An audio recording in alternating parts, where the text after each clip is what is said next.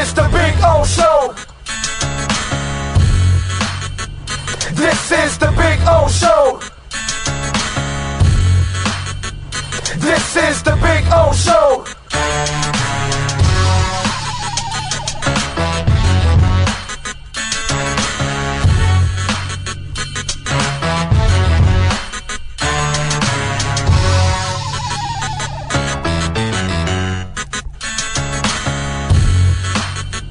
This is the Big O Show. This is the Big O Show.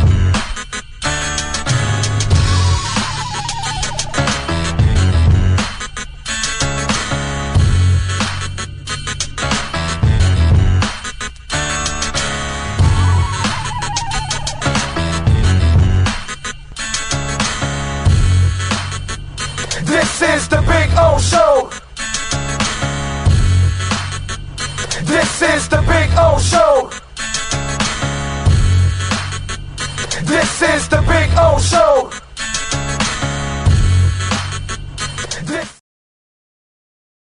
There's just one place where you can drive the new 2025 Acura Integra for only $289 a month. The Customer Appreciation Sale at Acura of Pembroke Pines. Thank you for making us number one. For over 16 years, EJDconstruction.com has provided South Florida residents quality craftsmanship, accurate project management, and exceptional service. That's why EJDconstruction.com is an A-rated member of Angie's List and the Better Business Bureau. When you're looking for the right custom home builder for additions or home remodeling, please call my friend Eric at 305-433-4843. That's 305-433-4843 for EJDconstruction.com.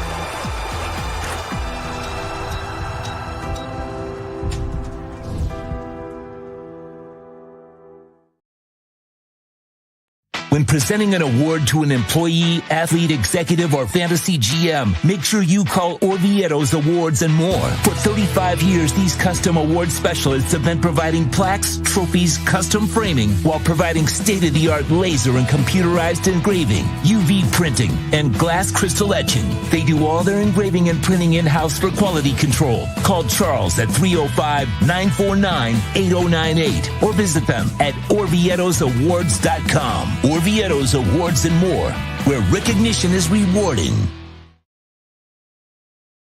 There's just one place where you can take $10,000 off the 2025 Acura MDX. The Customer Appreciation Sale at Acura of Pembroke Pines. Thank you for making us number one.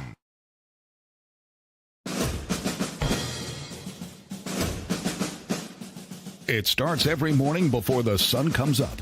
Projects are laid out. Plans are made. Equipment is fueled and loaded with inventory to handle all service requests. Orders are given to an army of skilled landscape maintenance professionals, certified arbor trimmers, irrigation technicians, and licensed pest management experts who fan out to communities and businesses all over South Florida. Experienced, on time, and dependable. Our staff is fully trained, licensed, and insured. Contact us by phone, email, social media, or through our website to answer all your landscape questions. We are Cutter's Edge. Total Landscape Solutions. Oh, I think I know what this is. Houston, we have a package. Hello? No matter where you are, the Sloman Shield Home Security System guards your home. With next-gen perimeter protection, 24/7 monitoring, and interior motion sensing. And right now, get a free Sloman Shield security system and doorbell camera, all professionally installed, for free. Shield your world. The Sloman Shield. We're celebrating a new year with new savings at Toyota of Hollywood, the official #1 volume Toyota dealer. Save big on a 24 Corolla, not $24,000, $17,988. Buy with 0% financing, 0 down. We're bringing you deals that strike fast and hard at the #1 volume Toyota dealer, Toyota of Hollywood, on 441 between Hollywood Boulevard and Sheridan Street. Open till midnight.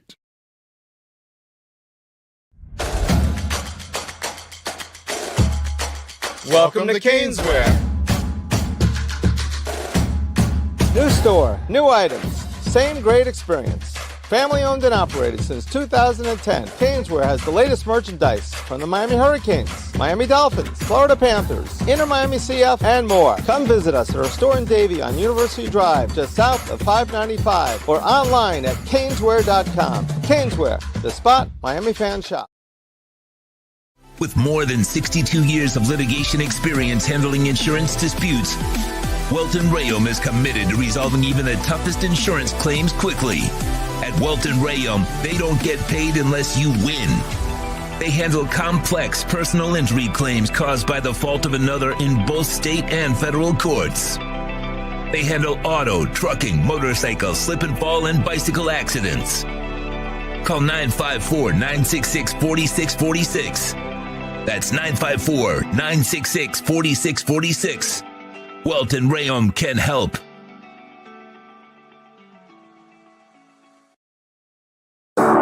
After 40 years, the Big Cheese Miami is still producing great Italian food. They started in 1984. Since then, they've been winning awards while being voted the best inexpensive Italian restaurant in Miami. Visit them for great food, amazing service. Witness the decades of Cane's memories. The walls are like a Miami Hurricanes Hall of Fame. The Big Cheese delivers anything on its menu or party platter menu to your home, office, or even a park for a picnic. Located at 8080 Southwest 67th Avenue, Miami. Call 305-662-6855. TheBigCheeseMiami.com, where they serve large portions at family prices. There's just one place where you could drive a new Acura ZDX for only $239 a month. The Customer Appreciation Sale at Acura of Pembroke Pines. Thank you for making us #1. The viewpoint, statements, or beliefs expressed on the following program by the host, guests, or callers. If you're looking to take your home or business to the next level, then RM Contractors and Custom Drywall can assist you. RM specializes in new residential turnkey, new commercial turnkey, home and office remodeling. Call them for free estimates. Serving all of South Florida, licensed and insured. Call Ray or Mike, 305-345-3649. You work hard to create the perfect atmosphere. You dream it, we'll build it. RM Contractors and Custom Drywall, 305-345-3649. Or Instagram at RMC Fisher Island. The viewpoint, statements, or beliefs expressed on the following program by the host, guests, or callers are not necessarily the opinions of FantasyXS.com, Media Group Inc. ownership, management, sponsors, or website. When it comes to South Florida sports teams, very few in the media have witnessed, lived, and covered it like the Big O. Let's start the program dedicated to your favorite South Florida teams with a passion that's unmatched. The Big O Radio Show is on. Here's the Big O. Yeah, baby, let's rock and roll. Yeah. Happy Martin Luther King Day today. It is January 20th, or 21st, it is, I'm sorry. 2025. On a beautiful Monday. Did you see the Dolphins this weekend? I mean, in the ocean. Anyway. Or at the Seaquarium, or at the SeaWorld or something. You didn't see them in the playoffs. You saw former Dolphins in the playoffs, but not current Dolphins. Ones that wear uniforms, and they think they're football players. You know, those guys. Anyway, we got some stuff to talk about today. Obviously, a lot of stuff going on in the world because somebody's going to get inaugurated today. Somebody's just going to get sworn in today, officially. So we'll have that. Crypto's already blowing up as expected after the disastrous weekend by the same person that's getting inaugurated. But anyway, whatever. It is what it is. But it's going on today, and Bitcoin's already pumping. It already hit 108. It hit 109, I think, for a moment. Like a little ting, I think. It hit like 108.899, basically. It didn't go to 109. But it got close to 109. So right now, the new high is 108.899 for Bitcoin. It'll be 110 today, guaranteed. Guaranteed it'll be 110 today. I don't know what the hell happened, dude, but at 1:35 this morning, it was at 91,736. Okay. Well, I'm sorry, 1:35 on Saturday morning, going into Sunday. In other words, Sunday morning, 1:35. It dropped to 91.73. I'm sorry, 102.588. I'm looking at the volume. Damn it. Now 102, and it soared to 107. That's like crazy shit. Okay. I'm sorry. No. It's Monday night, 1:35, not Sunday night. Monday morning, like 1:25 in the morning, it was at 102. In other words, 122 this morning. And then it shot up to 108.605 within minutes, within 40 minutes. It shot up. So we could get a God candle today, too. I've told you that there's going to be at least 2 of them in this bull run. We shall see. Anyway, if we hit 110, you'll feel it wherever you're at in the world watching the show. Okay, don't worry about it. My reactions, you'll feel it right there and then. So anyway, lots of stuff to talk about. Obviously, we have the playoff games going on. A lot of things to go on. We got the Miami Heat last night. It was a nice game last night against the Spurs. I had it like on the side. I got to admit, I was like half-ass of paying attention to it. I didn't really watch the games on Saturday, the football games. I watched the highlights. I watched the whole recap with everything for both games, but I was at the Struts concert. And so I was doing way more important things, like going out with the wife and hanging out, and we had a great time. We were at Revolution Live on Saturday. The Struts were awesome. Videos are there on all of our social media stuff, whether it's Blue Sky, Threads, Instagram, X, all that. I didn't have to really get into TikTok, and now it's gone. Although it's got a 90-day, it'll be saved. It'll be saved. The biggest American owner of TikTok, the guy that's got the most interest in an American, has met with Trump already. So, that happened a couple months ago, and that was gonna end up getting canceled. So they're not going to ban TikTok when it's all said and done. It'll be saved. So for you TikTokers out there, for you Tiki-Talkers out there, okay, all you Tiki-Talkers out there, you'll be fine. You'll be good. You'll be good. I think Sean's like a big Tiki-Talker. He loves his Tiki-Talk. So you'll be fine, Sean. Don't worry about it. I know Sean makes millions in Tiki-Talk. So he's on TikTok right now. He's really not paying attention to the show. He's TikToking right now. That's what he's doing. So you'll be safe. Don't worry about it. I see Captain Saki is number 1 on the chat board. What are you going to say, Sean? Sorry, I just got done making my new trending dance video. It's up on TikTok now. There you go. Did you do it at the Cavender twins? Because apparently that's what they do. No, they're too small fish for me. I'm bigger than them. Okay. Because that's what the Cavender twins do. They do like these silly little dances, and then they get millions of hits, and they make a lot of money off of it. So, hey, more power to you, bro. Captain Saki in the house. I see is number 1. Oscar Rojas from Melbourne. So there we go. First one from Tarpon Springs, the other one from Melbourne. Got to love that. Steve Chapman in.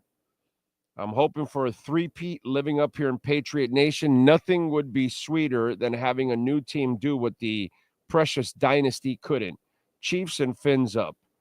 Dolphin Dave is in, and he's suffering like the rest of us. Fernando Perez. Good morning to all. Dolphins need to fix both lines. Yes. Lamar had like 10 seconds to throw. I know that last touchdown, he had like it was like 8 or 10 seconds. I mean, I thought I saw him tie both shoes at the same time. I thought I saw him relace the football even before he threw it. It was awesome. It was awesome. But hey, listen, next year you guys can tell me all about how great Lamar is and what he'll do. And I know Mark Andrews effed up the game, but it was Lamar's fumble that also led to a touchdown. That interception he threw. How's that accuracy? That accuracy is just on target all the time. You know what I'm saying? So, whatever, dude. Oh, I'm sorry. Derrick Henry didn't dominate.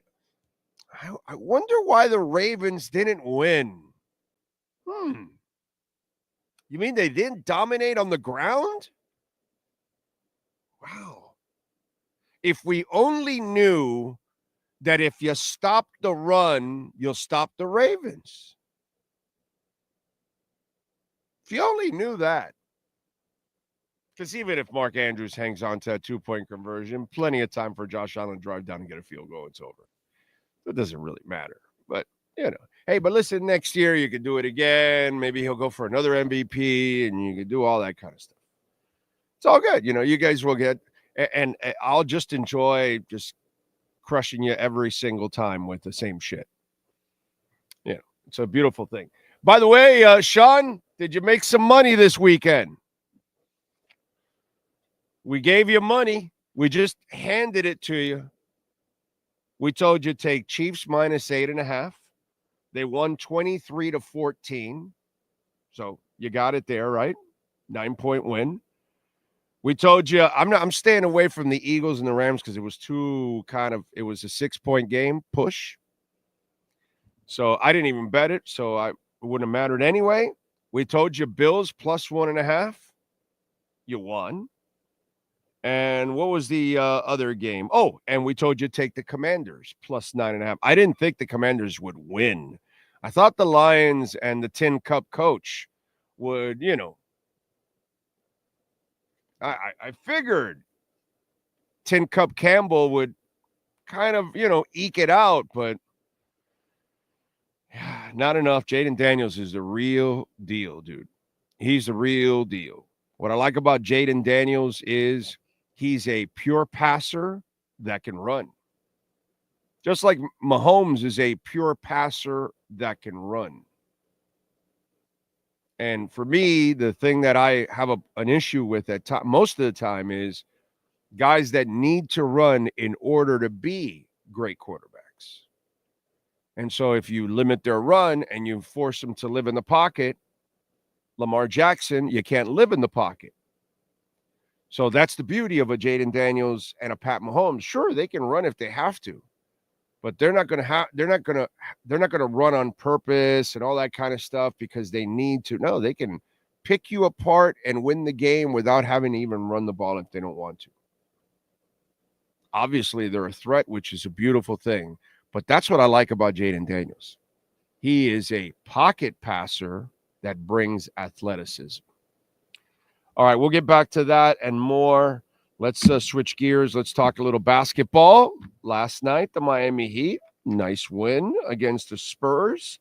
Even nicer, the youth movement was rearing its beautiful head.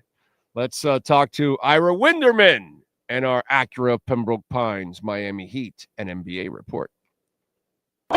Heat fans, time for the best insight of your favorite team with insider Ira Winderman, exclusively on the Big O Radio Show. It's the Acura of Pembroke Pines Miami Heat and NBA report. Here's Ira Winderman. Oh, Ira, good morning, sir. How are you doing? Well, after yesterday, a bit more encouraged than I would have been doing if we talked the previous game. It just shows you how back and forth this highly mediocre 21-20 Miami Heat season has been?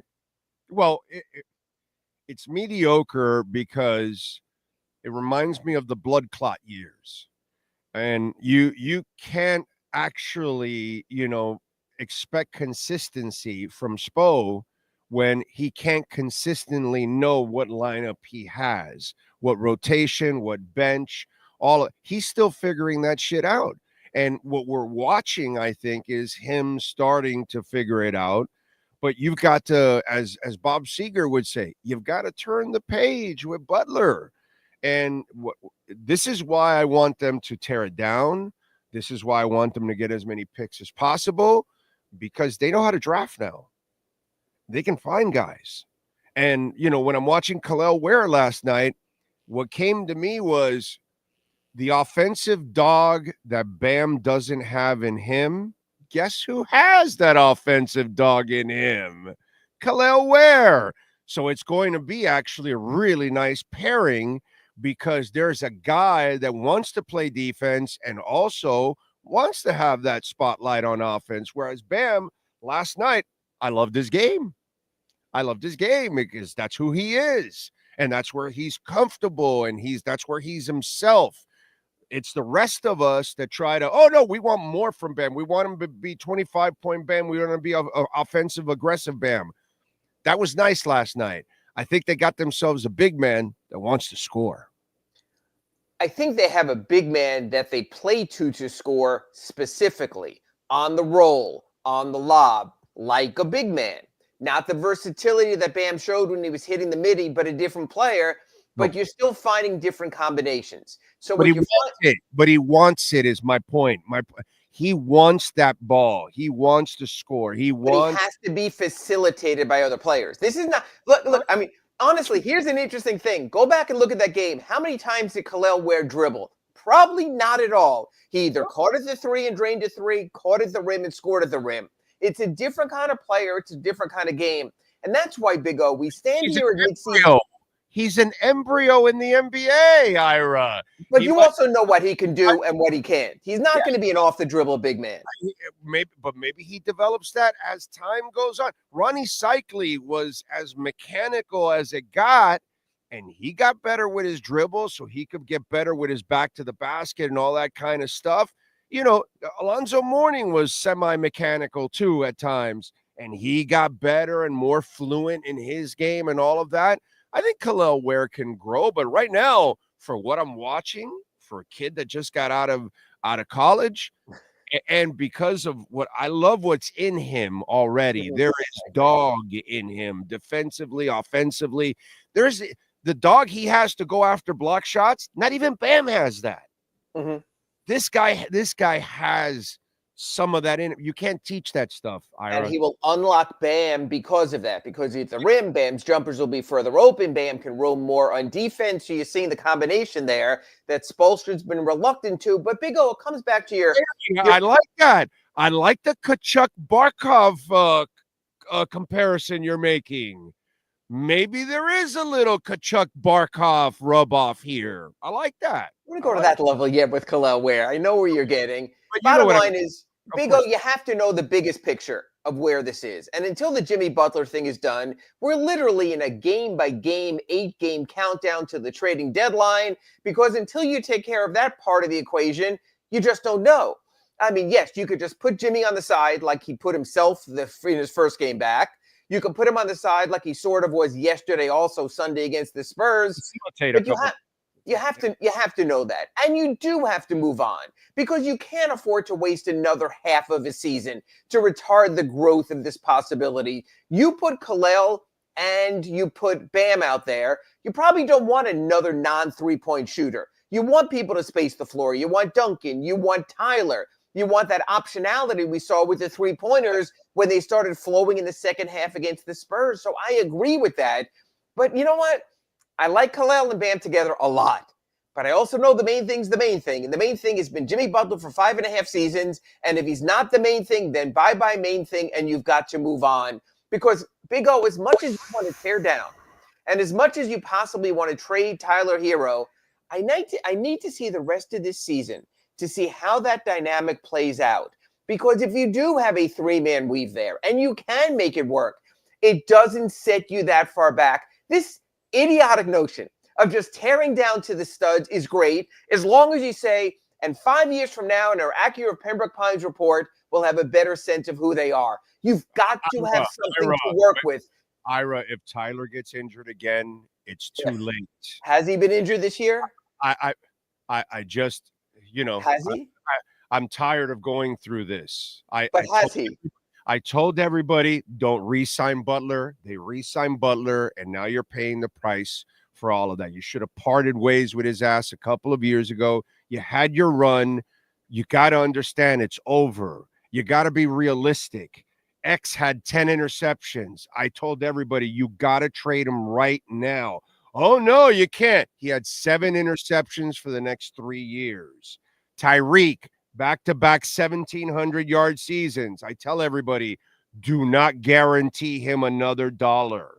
And I know enough people in that building, and I told them, don't guarantee him another dollar. And they still did, okay? And I'm doing the same thing again with Tyler. It's beautiful. He's playing terrific.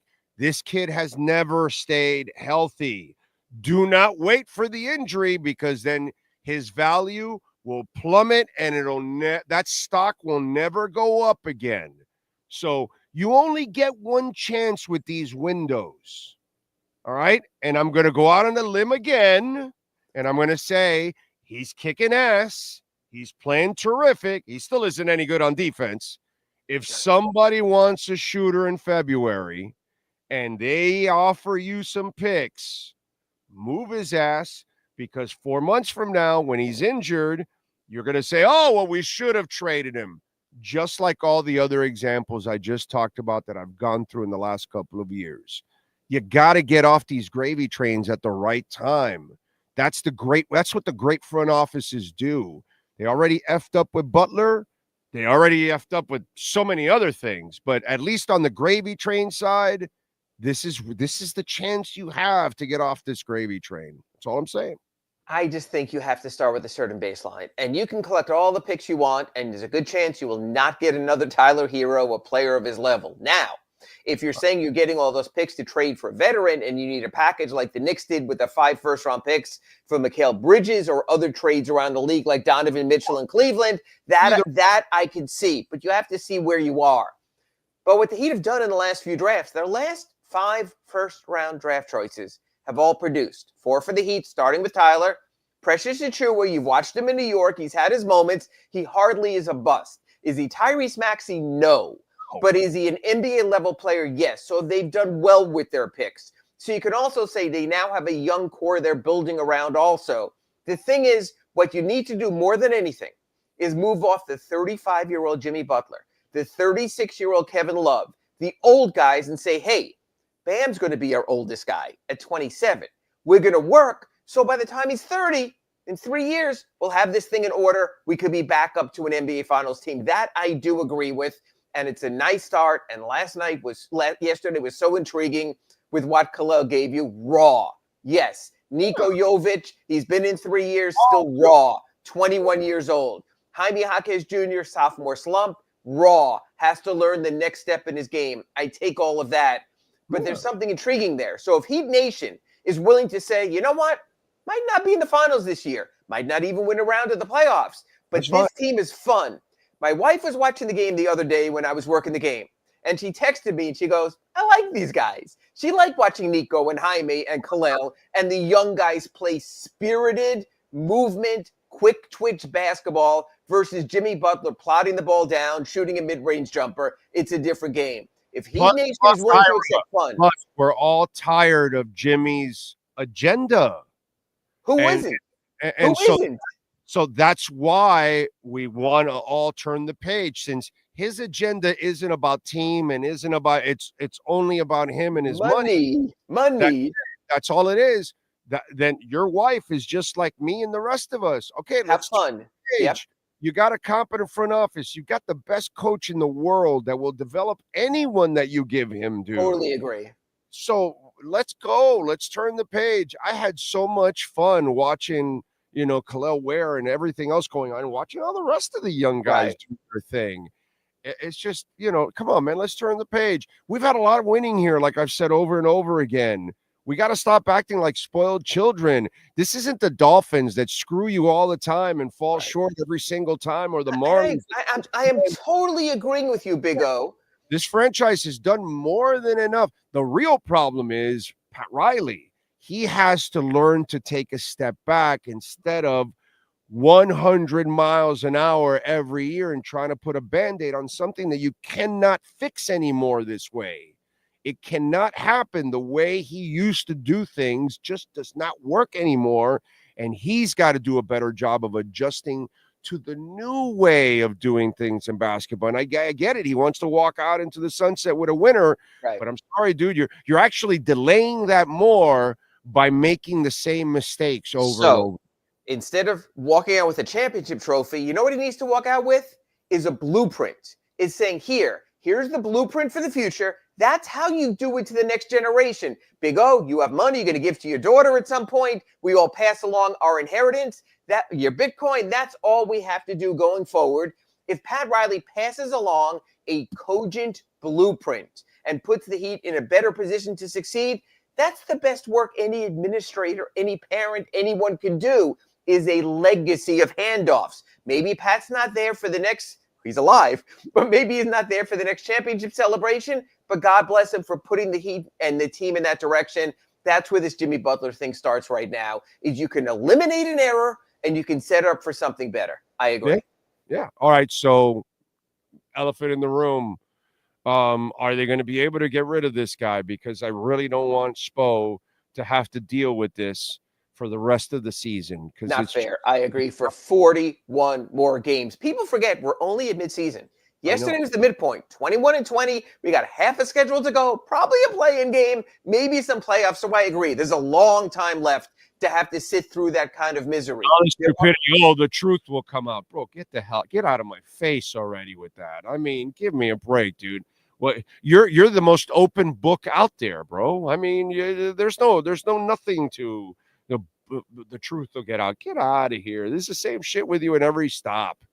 It was the same when Shaq left also. There always is dirty laundry because every organization has dirty laundry. If you want to vent it, fine. That's what players do. The Heat got past Shaq. Matter of fact, every player where it ended ugly. Think about this, Big O. Tim Hardaway ended ugly with the weigh-ins and the contract. He's in their rafters right now. Alonzo Mourning went to New Jersey because they wouldn't give him the money. He's in the rafters. Shaquille O'Neal was awful on the way out. He's in the rafters. The good people make amends and you move forward because it's business and then later it's life. This seems to be a little different. Here's the deal, Big O. The Miami Heat have cogent workable deals now. They want to win the trade. But as I wrote in my column at the Sun Sentinel 2 weeks ago, you can't on one hand say a player is not good enough to get the extension he wants, but then say he is good enough to get you an A-list quality package. You can't have it both ways. If you want him out the door, you might have to take not pennies on the dollar or dimes on the dollar, maybe a few quarters on the dollar, because not only is it about Jimmy Butler and the value in return, it's about the other guys on the roster and giving them a chance. Whether you agree with Tyler or not, it's giving Bam a chance. It's giving Khalil a chance. It's giving Nico a chance. It's giving the other guys a chance to say, hey, we now have half a season. Let's see what we have. Or honestly, Big O, let's see what we don't have. And then you know where the reset starts also. There's something to be said for that also. But limbo and just being stuck this way and being, I hate to use this word today, but being held hostage by Jimmy Butler. No, that doesn't help anyone right now.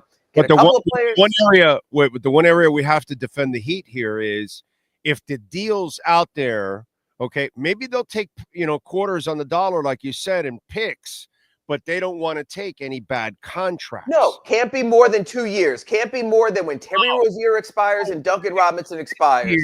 Right. This year, not 2 years. If the contract doesn't expire this year, I'm not accepting any deal. Then you're not doing it. You're not doing a trade because teams would rather it expire. Terry Rozier and Duncan Robinson are on the books for next year. It's not a salary cap freedom offseason anyway. In 2 years, when Duncan is gone, when Terry was gone, and if you get contracts that don't extend into that, you could have upwards of $80 million. Big O, whether you take on a 1 or 2 year contract, it doesn't matter this summer. all you're going to have is exception money. The Miami Heat will have no salary cap space if Jimmy comes off the books and the players replacing him come off the books as well. They won't have salary cap space. They'll have $15 million in the cap space, which will be roughly the same as the mid-level. They will work with exceptions because then they can use the biannual anyway. This is a 2-year patience policy. And the beauty of it is this. You can let the young guys develop and see over those 2 years. Has Jaquez hit the wall? Is Jovic all he is? Is Kalel more than a defender? Then you come back again. If I see the kids in 2 years get a chance to flourish or not flourish, I'm fine with that. At least it's part of a process. But that's how you have to look. So to me, a couple of players who in the moment can contribute, guys, whether it's a John Collins, a Colin Sexton, just young players like that, at least multiple picks, because the picks is sort of 2 of the next 7 are out the door in the first round. You can reset. You can also package those picks for other players, but at least you have a launch pad. At least I can sit with you here, Big O, in July, and I could say on an accurate Pembroke Pines report, at least there's a platform now to move forward instead of, does Jimmy get his $50 million? Is Jimmy going to be happy? Is he going to block a sign and trade? Is he going to pick up the option? So you're saying that even if you trade him and for nothing. If Jimmy Butler walks out the door, accept any deal that comes in that expires at the end of the year, in the off season, they still will not have space. I apologize to Big O and all our listeners out there. You still have Tyler and Bam and Duncan and Terry. No, wait a minute. If you trade Tyler and Jimmy, no. Now, if you're ripping it to the studs, but again, you can talk about trading Tyler or not, and yes, that would open money. I agree with that. But let's face it, to move off of Terry or move off of Duncan, you would have to include sweeteners. I think we both agree, Big O, you can't do that. No, you let those expire next year, Ira. After next season, right? Stop giving away picks. Totally. You can dump your mistakes, dump them. If you have to let them expire, let them expire. Stop doing the things that keeping you from getting better. So that's my point. Remember, I'm talking about getting rid of Butler and Tyler and trying to get as many picks as possible and turning it over. Big O, if you get rid of Jimmy and you get rid of Tyler, you would move up to about $45 million in space. You would have optionality there. You wouldn't have Tyler. You'd have the young players. You'd have one more player. This is not a great free agent class also. Again, what you don't want to do is say, oh my God, we lost LeBron. We lost quality players. Hey, let's go get James Johnson and Dion Waiters and Kelly Olynyk and Wayne Ellington, and God bless them. We don't want that either. You need the right player. Now, look. You know what I laugh at? I wanted to part ways with Tyreek after 2 1,700-yard seasons, something Tyler has never done in his freaking life. I wanted to part ways with X, who was an excellent corner overall and had a 10-interception season. I want to part ways with Butler, who took you to a couple championships in Eastern Conference right after. And you're fighting me on Tyler Hero, who has not accomplished anything like those last 3 players. Has never been positioned. It's like there's this prisoner of the moment shit is what I deal with all the time. And you've got to be able to compartmentalize your emotions at times and say, okay, I get it. In the moment, it's fantastic. Is it always going to be like this? Or no, let me be a little bit more, objective about all of this. And the whole Tyler thing, I really don't understand the love affair. And I will throw you one bone because I know I got to give you a biscuit here before we're done with our accurate Pembroke Pines report. So I will say this. Tyler is eligible for an extension this offseason. That is where I might draw the line. That if Tyler says, you know what? I'm enjoying this $30 million, but I would like $60 million more. If he pulls a Butler, if he pulls an exorbitant number or bust, then I'm alongside Big O. Yeah, but then it becomes even harder to trade because now you lose leverage because now you're in a position where now you're in a contract squabble and they know it, where now he's red hot. Some team has an injury. Some team needs desperately a shooter in order to win a championship. They're willing. This is where you have leverage. You have to deal in leverage, not when you lose leverage like now. You have to make the playoffs this year. Like Tyreek now. You have to make the playoffs this year. Because if you don't make the playoffs, your 2026 first-round pick, unprotected to the Thunder. your 2028 first-round pick unprotected to the Hornets unless you make the playoffs this year. Look, this is a Rubik's Cube. This is a puzzle. Or just you made the mistake. Get rid of the first-round pick already. Move on. It's a Band-Aid you got to rip, dude. It's a potential number 1 overall pick. Look, they got themselves in a kerfuffle here, and now they got to unkerfuffle by the trading deadline. But Big O, before we talk Tyler or anything else, you've got to settle the Jimmy Butler situation. Okay, tell me this. It should have been settled already. Just put his ass right on the end of the bench, or just leave him at home. What is the rules? I don't disagree. No, I don't disagree. If the player agrees for that, that's fine. Mickey Harrison's thought in that meeting they had was, I'm not paying you not to play. Whether he agrees or he doesn't. It matters with the union. So my point, again, I'm asking, what is stopping the Heat from saying, just go away? What is it? What is it? It's the players' union saying a player has a right to be with the team, to dress on game night. That's contractual. And then if you don't play a player has the right to then say, you can't suspend me and still expect to get the $2.5 million. I agree with you, Big O. I agree that Mickey Harrison's stance of, if I'm paying you $500,000, get your butt on the court. No, not if you're going to be sulking or half the player you are. In these first 2 games back, I think you'd agree, we've not seen real Jimmy. He's only playing because Mickey's cheap. No, he's only playing because Mickey has a standard of, if I'm paying you to go to work, you go to work. He's cheap. Okay, he's cheap. No, he's cheap. No. $5 million a game, not so cheap. No, he's cheap.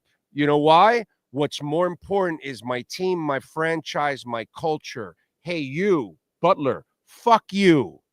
You know what? Here's $500,000. I'll burn it right in your face. Get out of here.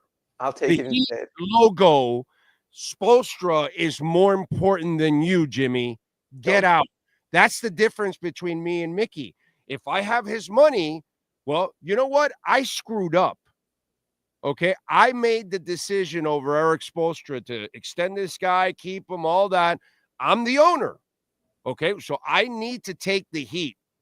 Hey, Heat Nation, this is on me. Jimmy, get out of here. And that's it. And we're not going to have that in this. I think the Heat Nation would actually embrace Mickey even more if he did that, because he's fighting for the players and for Eric Spoelstra. I do not disagree, but there's another answer there, Big O. The Miami Heat today in the 20th are not playing, make a trade. The Miami Heat on Wednesday are not playing, make a trade. In other words, you could talk about what you could or would do, or you could just go ahead and do the deal. And I still think you can do the deal. There's something out there, might not be optimal, but do the deal, but keep him away from your team, dude. That way you don't have to deal with the stupid shit after the game with, the truth will come out and give him that stage. Bro, no, just get him. Just leave, dude. Just go away. I don't know. What do you got going on this Sentinel? Tell me. I wrote about, until yesterday, over 7 games, Kalel and Bam had played 2 combined minutes. You do the math. They played seconds together in each of those games. Last night, 13 minutes. It's crazy, Big O. Per 100 possessions, with Kalel and Bam on the court, they would have outscored the opponents by 85 points per game. Now, that's small sample size theater, but it's goddamn intriguing, isn't it? I want to see more. I want to see it against the Blazers. I want to see it against Brook Lopez and Giannis Antetokounmpo when they played the Bucks on Thursday on national TV. Give me more. I'm also going to work on a column later. By the way, that's what Riley loves. Long, athletic dudes. Hey, he wanted Hassan and Bam together in Spoelstra balk. Now it's 2.0 with Bam we get to see. I'm also doing a column. Typically at midseason, I do where the Heat stand at midseason. I do some what they need to do, what they've done. Until Jimmy's settled, there is no midseason analysis of the Heat because I don't know what the Heat's going to look like a day, a week. February 6th later, we have to wait to assess what this team is because I still don't know, which is sad, who this team is in midseason at 21-20. So we sort of wait on that. So a lot coming to you in your Sun Sentinel and your doorstep tomorrow. Follow him on Twitter at Ira Heatbeat and catch his work there at the South Florida Sun Sentinel. Ira, as always, thank you, my friend. Appreciate you. We will catch up next week. Thank you. Less vulgarity next week in our accurate Pembroke Pines report. Thanks, Big O. You got it, my brother. Wow. Jesus. Cheapness. Cheapness. Cheapness. Stop it. Spend it. Come on. Mickey, let's go. Stop being cheap. Customer appreciation sales event is going on at Acura Pembroke Pines. The ZDX, you can get electrified, $449 a month right now, baby. Number one volume sales dealership in the United States. It's right here in your backyard at 15601 Pines Boulevard, just off of I-75 in Pines. They got some cheap deals going on. Mickey, you might be interested. The Integra 2025, $339 a month. We got 3.9% financing for 60 months. Pretty cheap, Mickey Harrison. The RDX, that's right, 2025, $399 a month. 3.9% financing for 72 months. That's a cheap deal right there, Mickey Harrison. And by the way, the MDX Tech, if you're looking for, top of the line there, Mickey, and you want to save money, because we know you're looking to save money, you can get $10,000 off right now, the MSRP on the MDX Tech. So if you're looking for a cheap deal like Mickey Harrison, get on down to 15601 Pines Boulevard, just off of I-75 in Pines. It is Acura of Pembroke Pines. You've been listening to the Acura of Pembroke Pines Miami Heat and NBA Report with Ira Winderman. When you're looking for award-winning service and great deals from the number one volume Acura sales dealership in the Southeast United States, you go to Craig's Inn Acura of Pembroke Pines at 15601 Pines Boulevard in Pembroke Pines. There's just one place where you can drive the new 2025 Acura Integra for only $289 a month. The Customer Appreciation Sale at Acura of Pembroke Pines. Thank you for making us number one.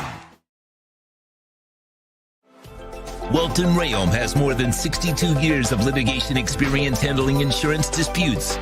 They're committed to resolving even the toughest insurance claims quickly. Call them for a free consultation.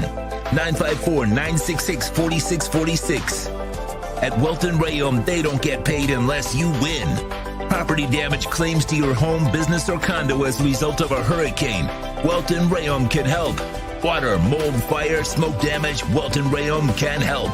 Call 954-966-4646. Oh, great. You have a doorbell camera. Now you have a front row seat to your house getting robbed. They're breaking into my house! Ooh, there goes the TV. I'm sure it'll turn up at the pawn shop. No, not the TV! Just because you can see them, that doesn't mean you can stop them. With Slogans, you get 24-hour monitoring, a free home security system, and professional installation. Plus, free doorbell camera, one that'll actually work for you. Get out of my house! Get out of the house! Call 1-800-ALARM-ME.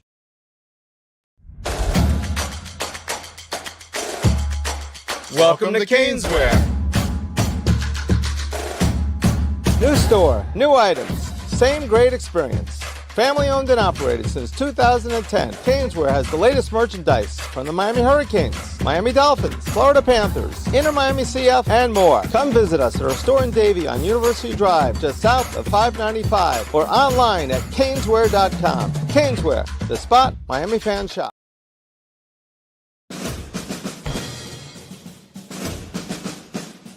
It starts every morning before the sun comes up. Projects are laid out.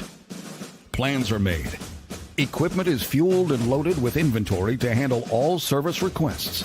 Orders are given to an army of skilled landscape maintenance professionals, certified arbor trimmers, irrigation technicians, and licensed pest management experts who fan out to communities and businesses all over South Florida.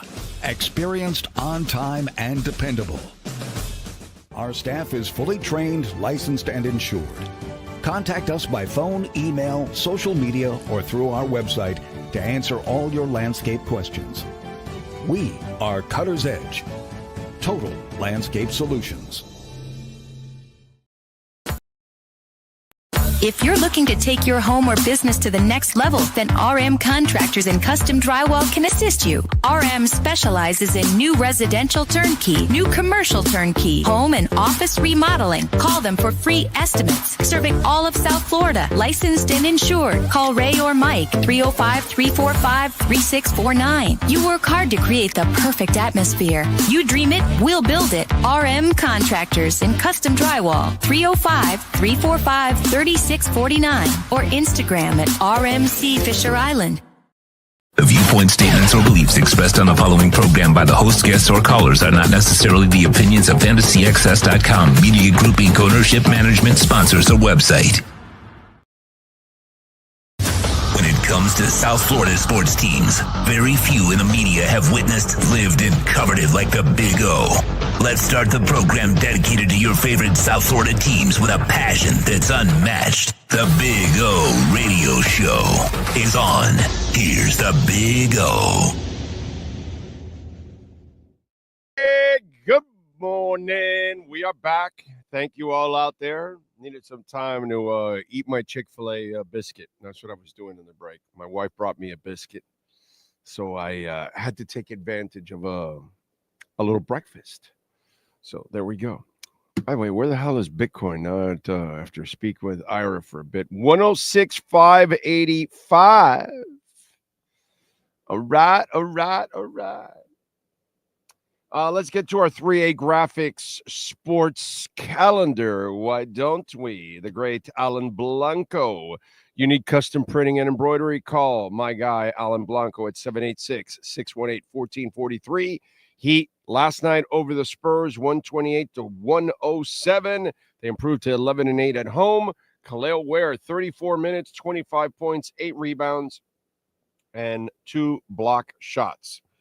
Bam Adebayo, 6 points, 11 rebounds, 6 assists, 1 block. Duncan Robinson added 21 points on 5 of 7 shooting from three-point range. Tyler with 18. The useless TURD had 8 points and 7 assists. Tuesday, they will take on Portland at 7:30. On the ice, the Panthers defeated the Ducks. Crack, 3-0. Lundell scores again.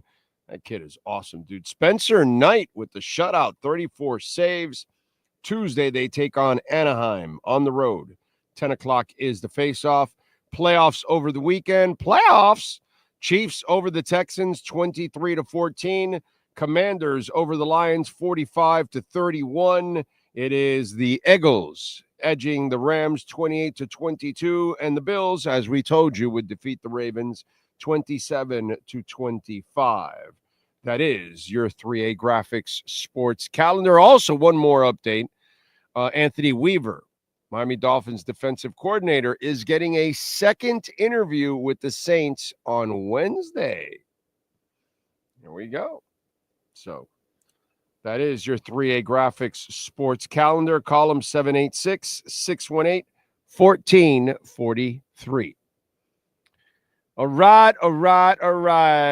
Don't forget, folks, you can make a donation to the show, Cash App or Venmo at Cash Big O Show. That is Cash Big O Show, Cash App or Venmo. And you can make a Bitcoin or Ethereum donation on a day like today.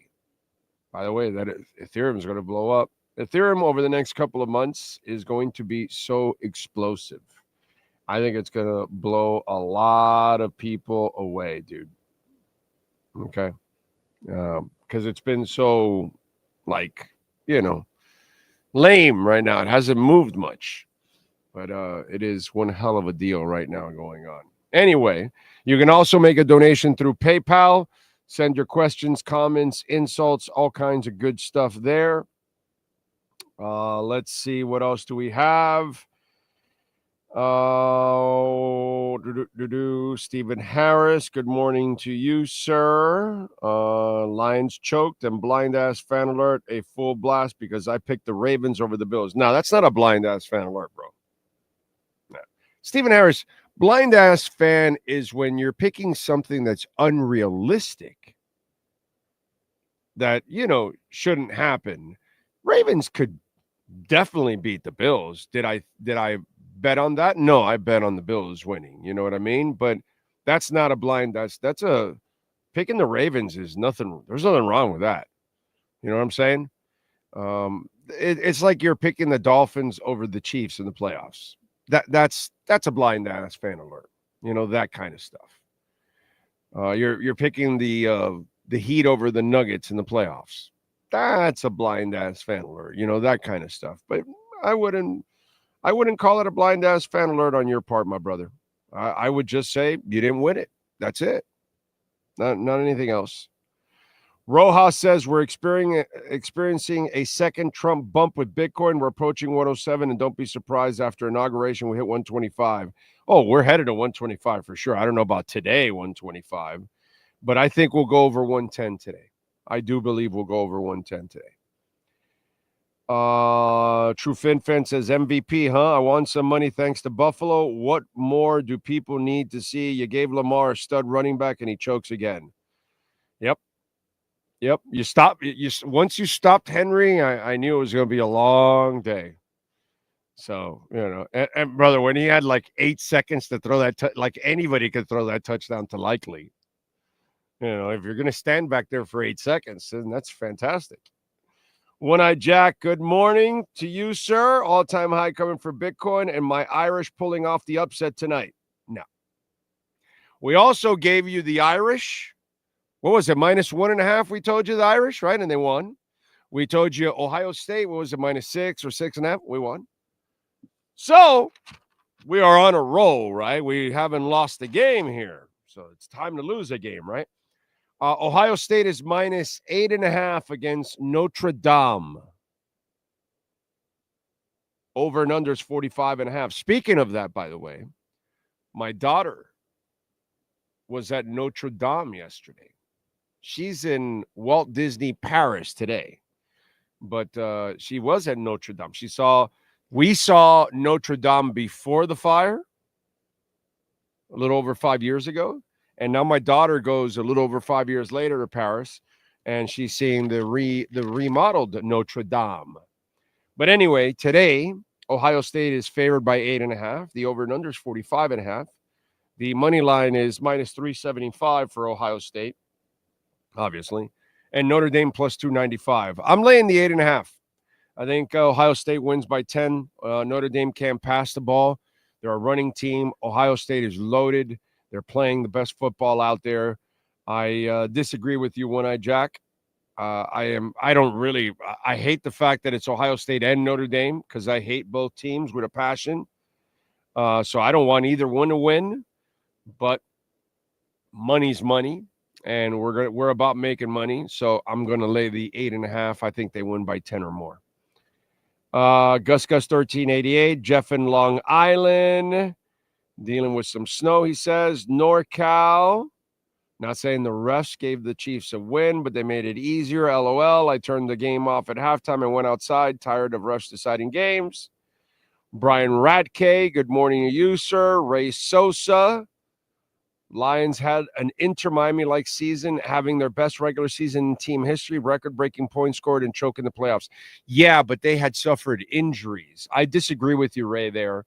Inter Miami was the best team ever in the history of the MLS. The best team ever. In order for Detroit to do that, they would have to go undefeated, be pretty damn healthy, which they weren't. They lost a bunch of people by this point here this year. So they were not the same team. I disagree with you there. They were not the best team in the NFL. They had their best season. Personally, that doesn't mean they're the best team in the NFL. Whereas Inter Miami was the best team in the league by miles. And they lost in the first round to the worst team in the playoffs. So different scenario. They fell short. The Tin Cup coach fell short. V21, Alcovision, Stoney Stanley in the house. Horn Dog is in. Happy MLK Day. I hope Greer was watching the Trench play this weekend, and I really miss James Johnson in the Heat locker room. He would be the guy to put Jimmy Butler in check. I mean, just because he's a black belt or something, I don't know. I don't think anybody puts Butler in check. Butler is what he is. Brian Landis is in. Big Johnson.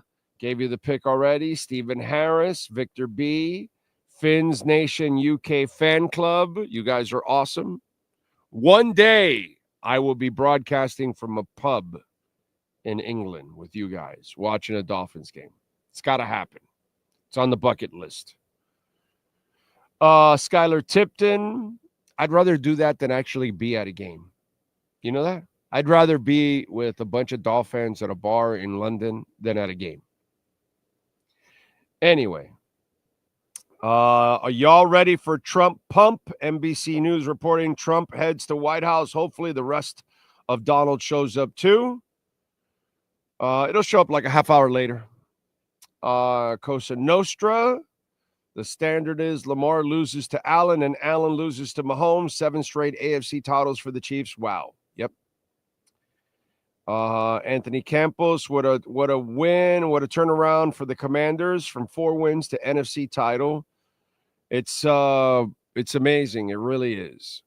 It really is amazing. And that kid is real, man. That kid is real. As I was telling some guy there, because as you guys know, with my theory of running quarterbacks, and those are guys that must run in order to be good quarterbacks because they're not good enough to make a living from the pocket, i.e. Lamar Jackson. And so Jaden Daniels is not that.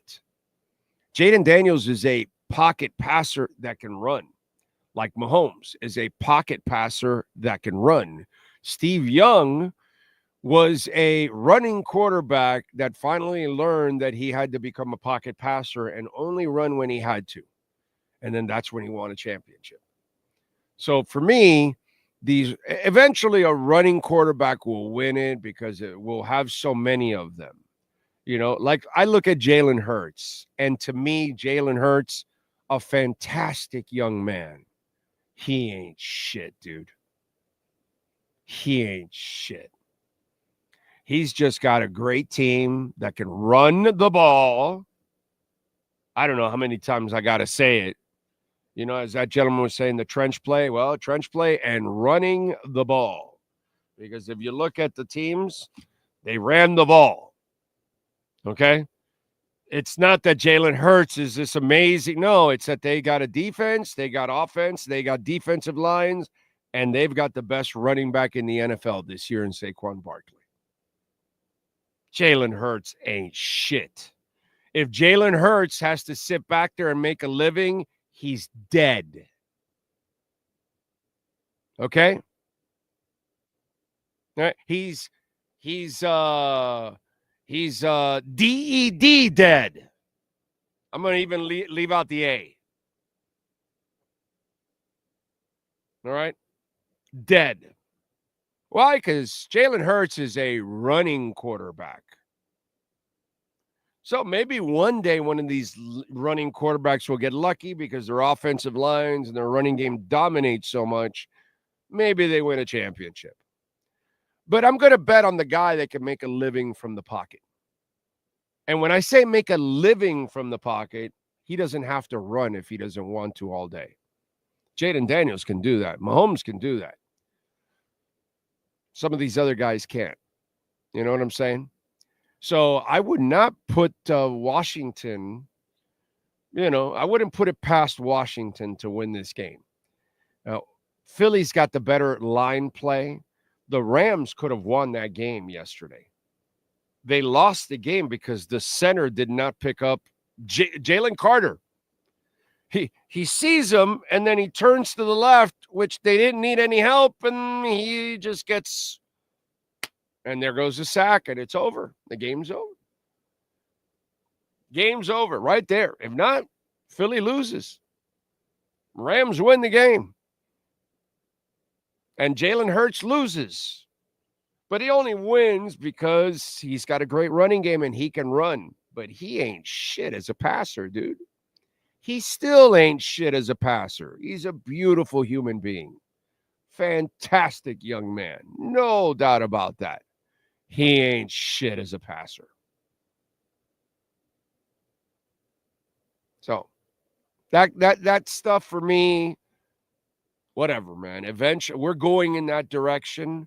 Finally, now we're seeing, because you saw it from, like, Kyler Murray is a pocket passer that can run, but he's still not good enough. Jaden's that guy. Jaden's that guy in that mold. The guy that can run, but the guy that can, I don't need to run. I can stay back here and pick you apart the entire time if I want to. because I'm a real passer. I see the entire field, and I'm accurate. Where a lot of these running quarterbacks, they're not accurate. They're going to spray the ball like Lamar's interception. Who the hell was he throwing to in that interception, by the way? That's what happens with running quarterbacks. I had a guy on Twitter, and I could tell the people that actually don't listen to the show. And then they like, what do you mean? Mahomes can run. Nah, he's a pocket passer. That can run. He's not a running quarterback. So that's the difference. And that's what I see in Jaden Daniels, man. That's a real quarterback right there, Jaden Daniels. Lamar Jackson, he's still a running back trying to play quarterback. And God bless John Harbaugh. He sticks with this offense, this, rinky-dink Mickey Mouse offense, and he makes it work. And Lamar and them, but it's a regular season offense. In the playoffs, you're going to have to be a passer, So, listen, Peyton Manning wasn't a passer his second championship. And Denver won with defense and a running game and barely any passing. It can happen. It can happen. So one of these running quarterbacks one day will get lucky that they'll have enough of a defense, enough of a running game, and they'll get it done. But more often than not, I'm going to take the guy that I know when push comes to shove, he can stay in the pocket and make a living. That's the guy I want every single time. So this weekend, I'll take Mahomes, the guy that can make a living from the pocket, over the guy that has to run in order to be a great quarterback. Just the way it goes. And I think I might end up going with Jaden Daniels on this one. I haven't decided yet, because right now the point spread is 5.5. That's a lot of points for this Washington team that they're fearless right now. And they've got a quarterback that can play. So very, very dangerous. Let's see. Lenny Pena. Damn, Big O, after watching those games over the weekend, I realize how far our Dolphins are from being actually a good team. The title on the show today says NFL playoffs spell out what Dolphins are missing. And Lenny Pena has definitely led me to one of our topics today on the show. The playoffs are an indicator of a lot of things. I just talked about quarterbacks. Give me the quarterback that can make a living from the pocket. I'm taking him every time, even if he can't run.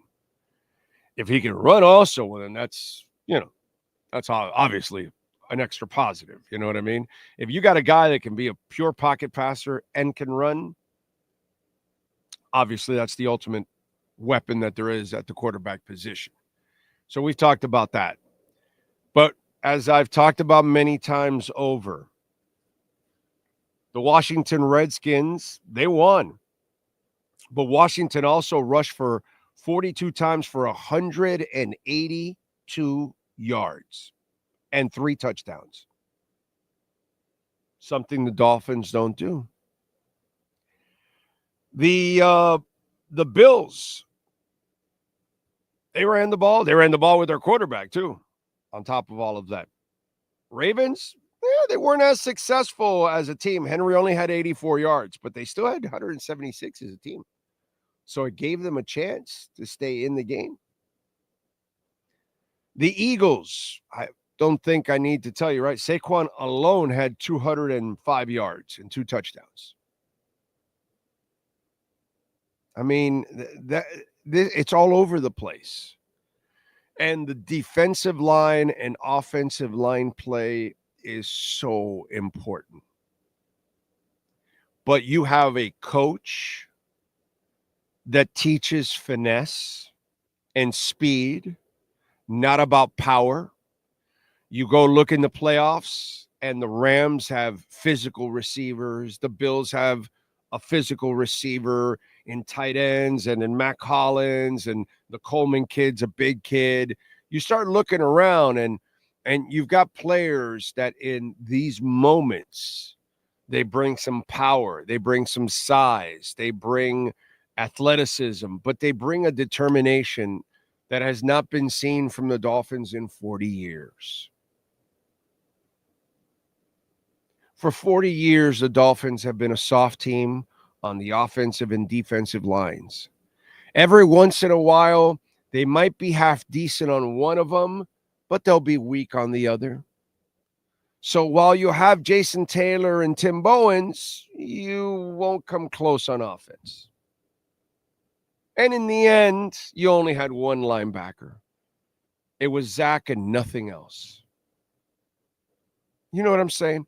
The Dolphins for 40 years have been a soft franchise. They get pushed around. They get punked all the time. And it's not just the Bills doing it to them now. It's the Bills doing it to Marino in the 90s. It just is what it is. It doesn't matter what it is. And when you had Jason Taylor and Zach Thomas, you were decent on defense, but you were soft on offense. And we're asking Mike McDaniel in an offseason to correct the problems of 40 years, to correct the culture of 40 years. If anything you see from the playoffs, you got no shot next year. None. Because of Mike McDaniel. He doesn't teach the kind of football that you need to play in January and February. He teaches the bullshit for September. That's what he teaches. He teaches the stuff that when people aren't ready for you yet, because they're fresh out of barely playing in the preseason. They're not sharp. They're not, so, and then they kind of get their bearings and they figure it out, and then they shut your ass down. So the Dolphins have been pushed around forever, dude. Pushed around in the 80s, pushed around in the 90s, and pushed around in both decades so far in the 2000s. And guess what? On the third decade, they're well on their way doing the same shit over now. They're working on their fifth decade of getting pushed around. So we could go back to the early 80s and watching Bo Camper get punked and fumbling the ball as Theismann steals it away from his ass. We could watch Jay Brophy getting dragged by Riggins. We can watch the San Francisco 49ers just embarrass the Miami Dolphins. We can watch them choke against the Patriots and fumble again and again and again and again in the AFC Championship game. This has been a team forever that has been punked. This has been a team forever that has been pushed around. And you expect Mike McDaniel to teach people how to push others around?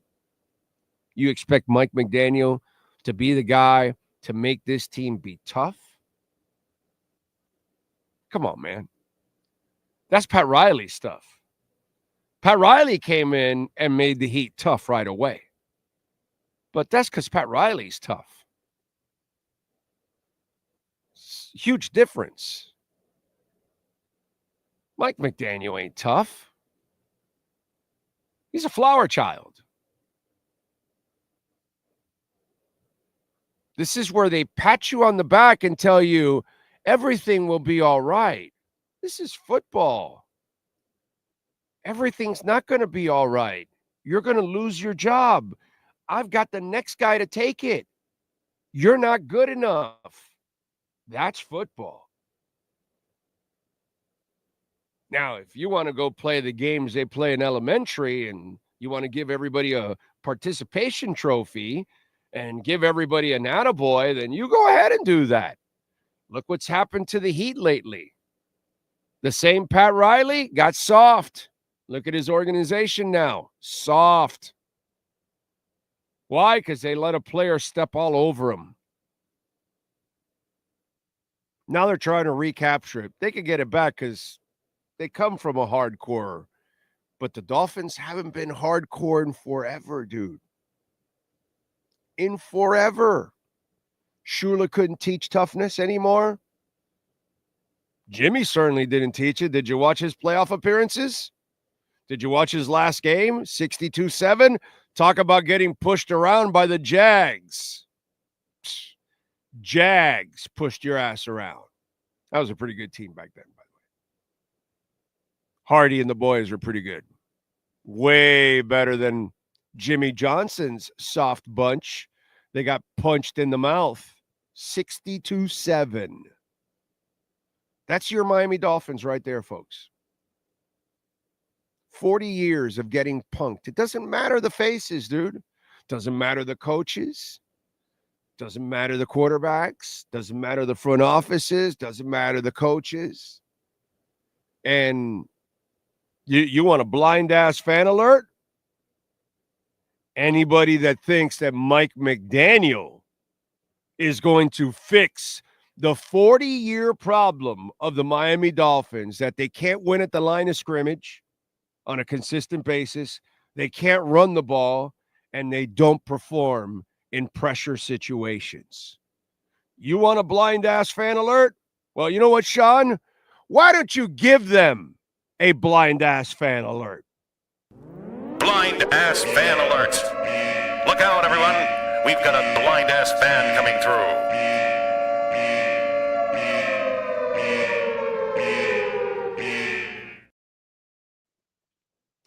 Welton Rayom, by the way. We love Jeff Welton, Daniel Rayom. Jeff must be loving it right now at this Bitcoin pump and everything. It's a beautiful thing.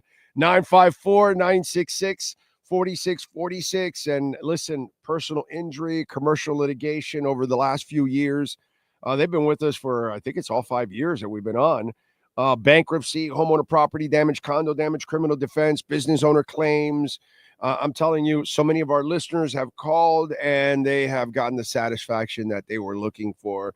We saw it firsthand when we had some idiot kids go through the wall of our house. And I got to tell you, Welton Rayom, they brought progressive to their knees. In fact, if Jeff Welton and Daniel Rayom coached our Dolphins, they would be a hell of a lot tougher, because they would do the same thing they did to progressive, they would do to all these teams out there. So you want toughness? You want two tackles that are going to protect you. And by the way, the laws from our new governor, look, check out the condo people. Check out what's going on with homeowners. He's giving the advantages to all the corporations, not to us. You know how we get an advantage? By hiring the right lawyers, because if you have the wrong ones, you're going to get burned. 954-966-4646. Call Welt and Rayom. 954-966-4646. All right. Lisa Rose is in the house. She says, snowy morning, Finn's family. Hell has frozen over. I would never live where you live. NorCal says, my wife loves the TikTok. I've never downloaded it. She does find some awesome recipes for dinner and dessert. There we go. Jay Gelfin, it's another manic Monday. I wish it were Sunday, if not just Tuesday. Isn't that how it goes? Oh. Anyway, V21, Greg Armstrong, Lenny Pena, Alexis Palenzuela, Christopher Chavez, Skylar Tipton. Jersey, should I get in Vice colors? I would get Khalil Ware. Yeah. I think Khalil Ware has got a chance to stick, dude. He's got dog in him, bro. I like the guys that bring the dog. I'm going Khalil Ware. Kyle Cockrell. How we doing on the Casper front? Because nice dip, huh? I was able to buy more Casper over the weekend. Take advantage of the dip. Damn, that was good, dude. I'm just afraid that, we're about to get a Binance listing in the next couple of weeks here. Oh, we're still in a nice place, 1285. Beautiful place for Casper, Kyle. Beautiful place to keep stacking. And not that I'm a financial advisor. James Vivinetti is in the house. Tony Zags.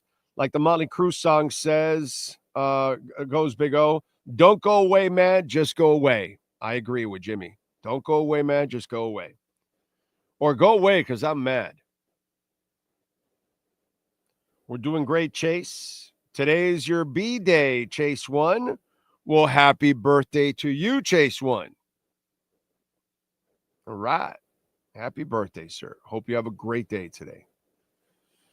When the Bills went up 11, game was over. Pretty much. Yep. Chase 1 says, I'm a Lamar fan, but it's hard to argue. Yeah, I mean, it's there, dude. He's just a phenomenal athlete, a great young man, but just not the passer, you know? Miles Deep, greetings, Big O and Sean, Miami fan. Would you touch the over or under, Big O? Are we talking about tonight? Tonight's over and under is 45.5.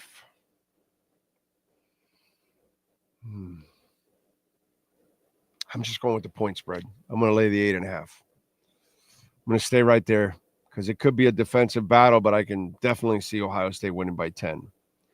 You know, it would be so Dolphins to lose Weaver. Yeah, you're right about that. Because then he would go on to be a good head coach, and then we didn't hire him. He was either an assistant or interim, which is so Dolphins. Yeah, that's kind of how it goes for us. King Chile. Big O, your thoughts on the rumor Tyler Warren, the tight end from Penn State, that Miami might pick him first? Why are we talking draft right now? What's there to talk? And they have Jonnu Smith at this point. And rumors in January, dude? Really? I don't, to me, it's less, there's some stupid shit that, I have zero interest in, my brother. Zero interest in. That's silliness that people waste their time with. I don't on this show.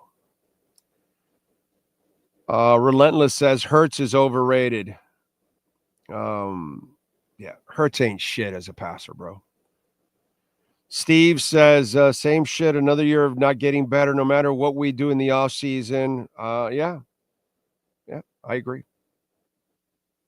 Could you discuss the Trump coin? I'm gonna go heavier in on the Crypto Bro show that I'll do today, because I am going to do a Crypto Bro show today. Just quickly for you guys out there, stupid people invest in the Trump coin or the Melania coin. 80% of the coin has not been released. 20% has only been released. And the 80% is held by one wallet.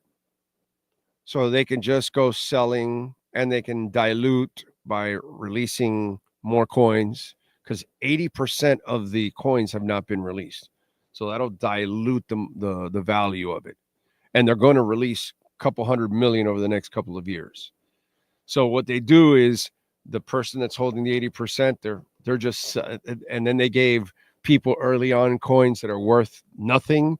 But because of the idiots that bought the Trump coin, they raise the value. Now they get to sell their nothing coins for money. This is all a grift. It's all a grift. The Melania coin's worse. 93% of it hasn't been released. Only 7%. Like, the tokenomics behind it is so bad. But because people are dumb, they don't understand what we're doing. They don't understand the crypto market. They don't understand the technicalities behind it. They don't follow it. They don't know what's going on. They're just buying. And this is, again, for you political idiots out there, this is not a Trump thing. This is a meme coin thing. I shit on all meme coins. Okay? So let's keep it consistent. I shit on all meme coins. And I'm shitting on these. You know, it's like somebody put out there, somebody bought $1 million, 1.3 million of Trump coin and turned it into 40. Well, the guy had $1 million to start off with. The coin started at $6, $6.40, I think it is, or something like that. And then it shot up to 50, 60, 70 bucks and all that. So how many people really got in at $5, $6? Not that many. The people that know got in, and then the other people that came in after and bought it at 20 and 30 and 40 bucks, those people that bought it at 6 and 7 got out. And then the people that got the freebie coins, they're getting pure money, and they're getting all your money. It's all a grift. It's all a grift. This is the stuff that Gary Gensler would go after, because this is a complete scam. But if the president does the scam, that's why I'm telling you, for those of us that haven't been investing in crypto, he's going to benefit us. You know, he's going to rip a bunch of you people off, because there's a bunch of you people out there that are just stupid. And he knows you're stupid. So he's going to take advantage of stupid people. That's what he does. You know what I'm saying? Whatever, man. Stay stupid. Stay uneducated. Don't understand what's going on. Get burned. That's your problem, not mine. You know? It's all I can tell you. Stupid people go for that stuff. And they don't understand the real world use cases of businesses that are on crypto, not meme coins and bullshit. But hey, man, if the president of the United States can pull off a scam like that, obvious scam, those of us in the crypto industry that are real investors and we understand, we're laughing our asses off because we know it's a pure scam that's going on. But most of the people putting their money in there, you know, they're like Preston Williams. I mean, you know, did I not saute Preston Williams and his Dogecoin here with the Dolphins for, what was it, 2 years? You know? Why? Because Preston Williams, dumbass, doesn't know shit about crypto. And, you know, anybody that's pumping Doge, that means you don't know dick about crypto. So this is a meme coin thing, okay? I shit on all meme coins. But those specifically that just came out over the weekend, oh my God, those things are pure scams. Pure scams. So, you know, what can I tell you, dude? There you go. Okay. What else do we have? How much more stack does Inter Messi need to win the lousiest soccer league on play? Well, apparently the league is not that lousy. You know? Right? League can't be that lousy if the best player in the world with an all-star team can't win it. The best player in the world with an all-star cast can't get out of the first round. So I guess this league is better than people think it is, right? Saw an article this weekend, don't remember the source, but it said that Neymar wanted to play for Miami and Moss Brothers were looking. Yeah, it's all there. I mean, listen, Messi needs as much help as possible. So if we can bring Pele back and Maradona, I think we should also. I think we should add him. Okay? Beckenbauer. All right? Then we'll add Ronaldo and Neymar. That's it. Would you trade Tyreek for A.J. Brown? I would, because AJ can read.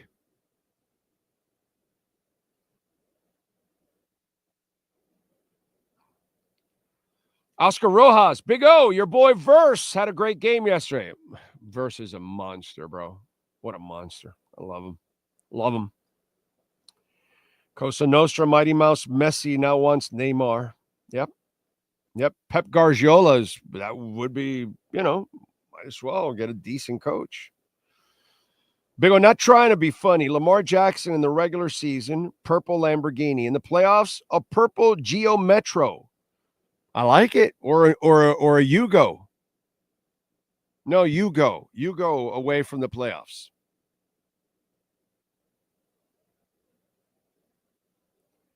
Our last big physical runner was Larry. That was our last big physical line, too. Larry Little and all those guys. We never had a line like that again. Webb and Sims were two guys. It wasn't a line. Okay? Let's just get that shit straight. Oh, man. Relentless. Damn, Big O. Maybe it's time to quit being a Dolphin. Relentless. My brother, maybe it's time for you to quit the platform. Because we're going to be honest here. You know, just like I tell you the Marlins are cheap and don't do shit. Just like I'll tell you that you should have traded Tyreek. You should have not guaranteed Tyreek. I'm not trying to be negative, dude. Okay? Do I say anything about the Panthers except they're phenomenal? They get it done. I just said, damn, Lundell scored again. This kid's turning into a hell of a player. Spencer Knight got a shutout. I'm not here. This is not an echo chamber. So if you want to go to a little fan, spot on YouTube or whatever, and for them, they're going to blow smoke up your ass and paint the picture beautiful every day. You go ahead, bro. You go ahead. And if the Heat aren't doing something right and there are radio shows that just are cheerleaders the entire time for the Miami Heat. You want to do it? You go ahead, bro. You go ahead. But if you want to actually hear what's really going on and how brutally honest it is, then that's what we're going to do here. It's what we've done for 35 years now. This is our 35th year doing it. And my brother just checked the track record. More often than not, we're on target. So it's not a matter of me wanting to be negative, because I don't want to be negative. I want to win. But I don't see shit from Mike McDaniel that says the Dolphins are any better next year. Nothing whatsoever. So as Kiss would say, shock me. If you want to do it, go ahead. Shock me, baby. Get it done. Make the greatest turnaround ever. Become tough. Make a deep run in the playoffs. Start winning games. Prove me wrong. I would love to eat crow. Love it. Be fantastic. But this is not the echo chamber show for you. So, not the echo chamber. Go somewhere else where they'll give you what you want to hear, because that's the problem we have in our society. Everybody wants to go somewhere where they hear what they want to hear. Politics, news, entertainment, music, sports. It's what they want to hear. And when they don't hear what they want to hear, and if it happens to be the truth, oh my God, I got to stay away from it. I don't want to really know what's going on. Let me keep lying to myself. So you keep lying to yourself if you want, my brother. I'm not. Big O Bill Maher got a great birthday present today. Trump's inauguration, LOL. It's going to be a fun 4 years. He already got rid of Vivek Ramaswamy. Did you see that? So it was Elon and Vivek were running the Doge thing. Now they kicked out Vivek before it even started, and now it's just Elon running it. It'll be fun. What was the line they said? Vivek already wore out his welcome. They hadn't even started. There'll be more turnover with Trump than at a Pepperidge Farms factory. Okay? The people who got in late got soaked. Oh, yeah, on those meme coins for sure. And a lot of people are going to lose their money on those meme coins. God, what a shame. What a shame. Big O, you're making my heart go Dolphins, make Big O wrong. Well, I get it, my brother. Dolphin Dave. Your name says it all. You want to hear positives only, and I don't have any for you for the Dolphins. I have none. Big O, the Dolphins are missing three things: a new GM, a new O-line, a wide receiver who doesn't bring bad publicity to the Fins. You left out the head coach, bro. Like, the biggest problem on the team, they had enough talent to win 4 or 5 more games this year with a real head coach. Not exactly sure where the GM falls on that. Where the GM screwed up is that they hired the wrong coach. But they had enough talent, even with the Tua injury, to win 4 or 5 more games with a real coach. Mike McDaniel's not a real coach. Last year, you should have beaten Tennessee and Baltimore, and you failed. The year before that, what game was it that you should have won? I know that there's actually the Bills game in the playoffs. You were right there. The guy didn't even know the down. You could have won that game. During the season, there was a game or two they also lost that they should have won. Every year, Mike McDaniel has lost a couple of games that he shouldn't have lost. This year, he lost more games than ever. Because I can make an argument you should have won 4 to 5 more games with a real coach. So I get it. If you don't like the GM, that's fine. That's fine. But when you make that list and you leave off the worst thing that's on this team, which is Mike McDaniel, because it's even worse than Tyreek. Because if you had a real coach, then you'd keep everybody else in line. But since you don't have a real coach, you play Julian Hill every week.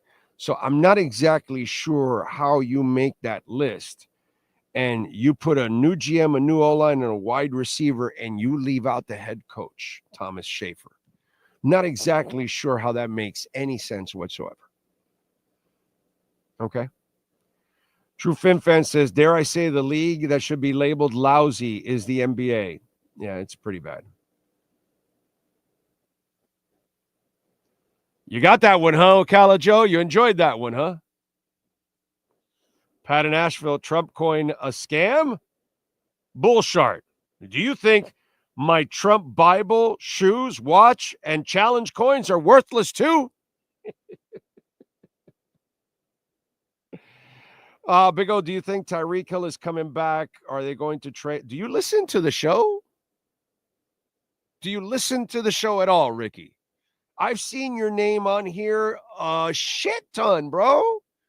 You're always here. Somebody want to tell him what I've already said about Tyreek? Do we have that recorded already? Sean? We haven't recorded that one? That's not one of those? Ricky, somebody will give you the answer because we have people that actually listen to the show and pay attention all the time. And I've said it many times over. Big O, where do I get Caspa? I'm not seeing it available to purchase on Coinbase. Thanks for everything. Loyal listener from Tulsa. Tulsa, Oklahoma. Or wait a minute. You could be in Louisiana, right? Isn't there a Tulsa there, right? New Orleans, Tulsa? Is there a Tulsa city in New Orleans? I mean, in Louisiana? I don't even know. I don't think so, actually.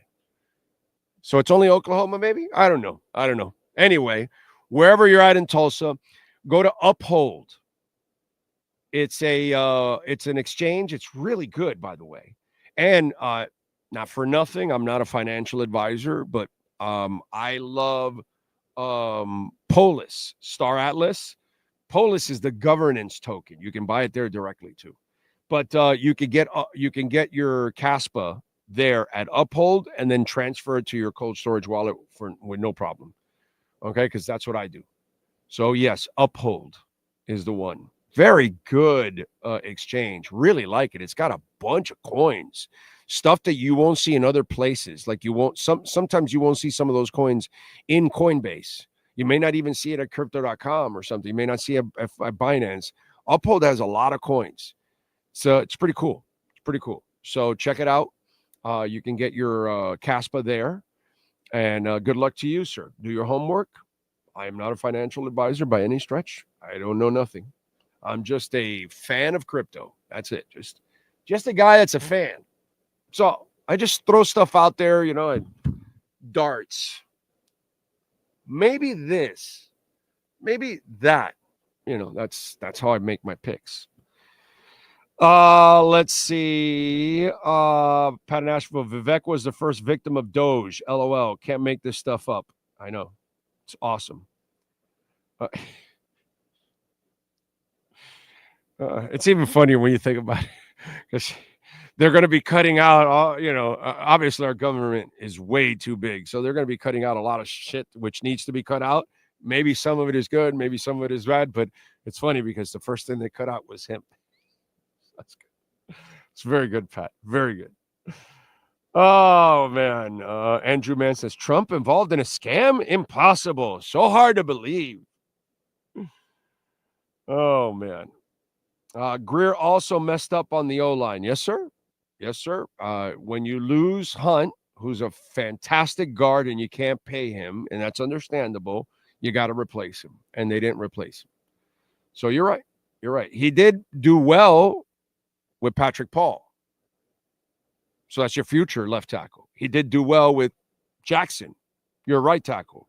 He did do well by getting the center, which, by the way, what happened to all those people that wanted Connor Williams back in the first month of the season that he's playing in Seattle, even though he wasn't playing well?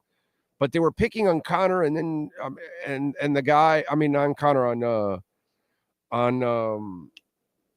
now I'm blanking on our center.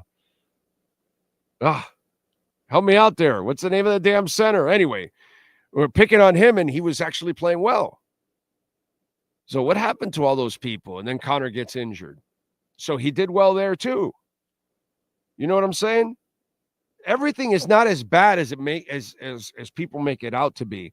The bad part for the front office more than anything else is that they listen to the head coach and they let him convince him that they can coach anybody at guard, and that's where they screwed up. Because obviously Chris Greer and Mackenzie and Allen, they believe in guards because they went and drafted Hunt, who's a badass. Yes, sir. Omar Griner got it. It's Aaron Brewer. Oh, Brewer. That's right. Aaron Brewer. That's it. Thank you. Thank you, Griner.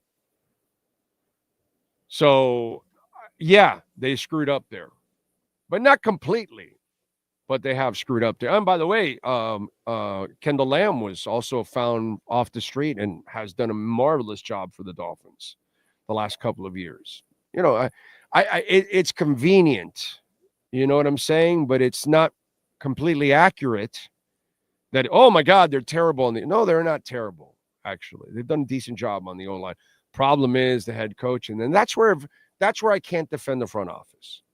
The stuff that they have given the head coach too much. You did the same thing with Gase. You gave him too much leeway, and they didn't deserve it. And you're doing the same thing with this guy. So that's a problem. By the way, Ross Ulbrich will be released today or tomorrow, right? Good for him. That is a good thing. Okay? There are things you can agree with, and there are things you can disagree with. That's a good thing. He should be released. That will be a good thing that hopefully the Orange Man will do. What else do we have? I stand by naming McDaniel our cool substitute teacher. I wonder if next year we get to watch a movie for the entire damn season. Pretty much. It's kind of what it is. So many ex-Finns flourishing on other teams. Why? Better coaching. That's right. That's right. John Embry, that's the guy that's never coached up lesser tight ends. The star tight end, he's been around, have made his career. I agree. Dieter's playing. Igbenogany is playing. Mac Hollins is playing. There's more. Who else did I see yesterday? There's one more that I remember from over the weekend. There's one more guy that it's like a former Dolphin. I'm like, you know, it's just the coaching here is so mediocre, dude. They really, and I get it. They can't fire him because then they'll fire themselves because the owners say, well, what do you mean you got to fire this guy? Well, you guys are gone too. They're all stuck together. And that's why I think they're bringing them all back. Because if they don't make it work with him, they're going to clean house completely. And I get it. I totally understand. You know what I mean? But I don't think it's as bad. And that's where they have kind of screwed themselves with those coaches. And then all the changing in coaches and assistant coaches. And by the way, you lose Weaver, you're going to get another defensive coordinator. And everybody's not going to fit what he does. And it's just, you continue to have these turnovers, and it just affects the talent that you have on your team. And then that's why you're forced to make some turnovers that you may not need or want to.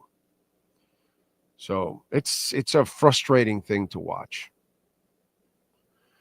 Greer is the best GM we've had since the 70s. He is the best GM we've had in a long, long time. But the problem is, if you can't hire the right coach, Rosendo,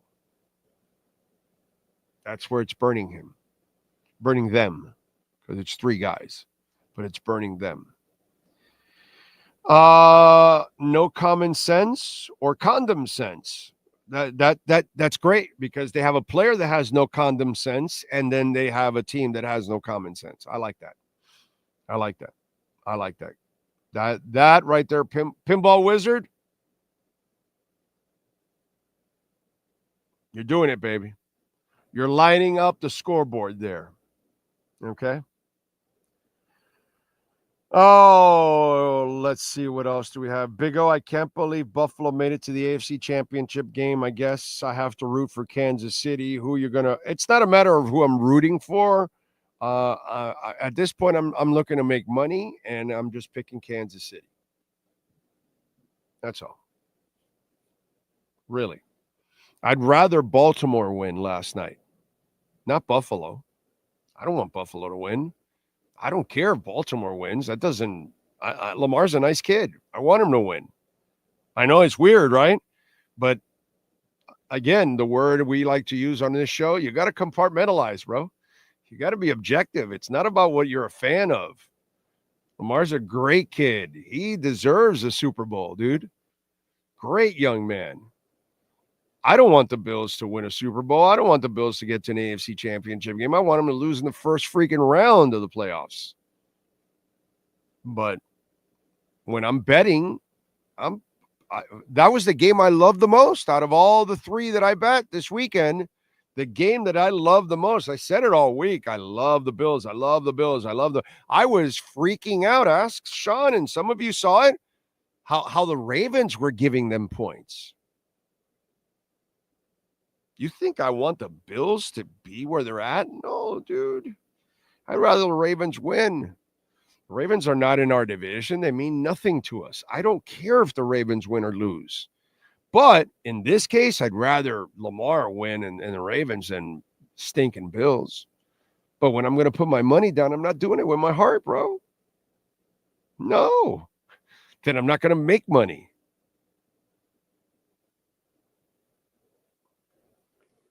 So, watching the NFL playoffs this weekend really showed how far the Dolphins are from getting to a championship game. They're light years away, bro. They have no shot at doing anything next year. The only problem I have with Greer is that he should continue investing in the trench. Yeah. But he has, right? Because you did get Patrick Paul on one side and you got Chop Robinson on the other. So I'm sure this year you'll get a guard and a tackle and a defensive tackle. You'll continue to do it. You know, they did find Sealer, right? They did add Calais Campbell, right? It was the guard spots on the offensive side where they really failed because of the coach. And again, the front office, it's their responsibility. They've got to say, no, Wynn and Eichenberg aren't good enough or whatever, and move on. But they didn't. So that's Deshaun Elliott with the Steelers was also playing. Yep, that's right. You are correct, sir. Mike Gesicki excelled well this year. Yeah, that's right. Well, because he wasn't playing here. Rosendo says, last time the inauguration was inside the Capitol Rotunda. Yes, it was Reagan, yeah, because of the temperatures. Big O, Lamar had 10 seconds to throw behind that O-line. I know. Those are the things that I worry about with Cam Ward, because I didn't see NFL-style play from the UM offense because it was very unorthodox. He had so much time and was able to do all kinds of crazy shit that he just will not be able to do in the NFL. So that's the part that I'm kind of interested to see how he translates that. You know? John says, agree to agree. Oh, bet that's why Fangio split. He saw how soft McMuffin is and how lax his grip is on the team. Can't blame Vic for not wanting in on that shit pie. You know what? That might be the case, or it might be that he just loved Philadelphia and wanted to go back there, and he's got family and all that other stuff. Either way, I don't think people want to be a part of this after they're here. There's no way you want to be a part of what Mike McDaniel's doing. Especially if you're an old style coach. Josh Allen is a great kid too. He is, isn't he? He is. He is a great kid.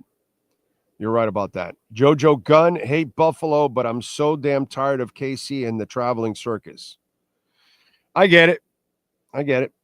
The Logical Male, thank you for the love in the super chat, sir. Big O, Kill Ware was awesome with the matchup against Wembayama because the truth is Adebayo is actually a power forward pretending to be a center.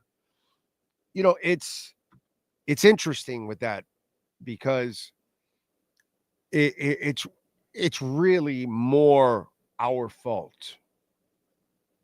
The Heat's fault. Writers' faults. Media, whatever, any general media, anybody in the NBA, we all demanded something from Bam that was never in him naturally. And that's what I've been trying to explain to people for the last few years. He's a nice guy. He does not have an edge to him. You know what I mean? Although I got to say that the point that Ira made about maybe Khalil Ware brings something out of Bam, but you would think Butler would have brought it out of Bam, and he didn't.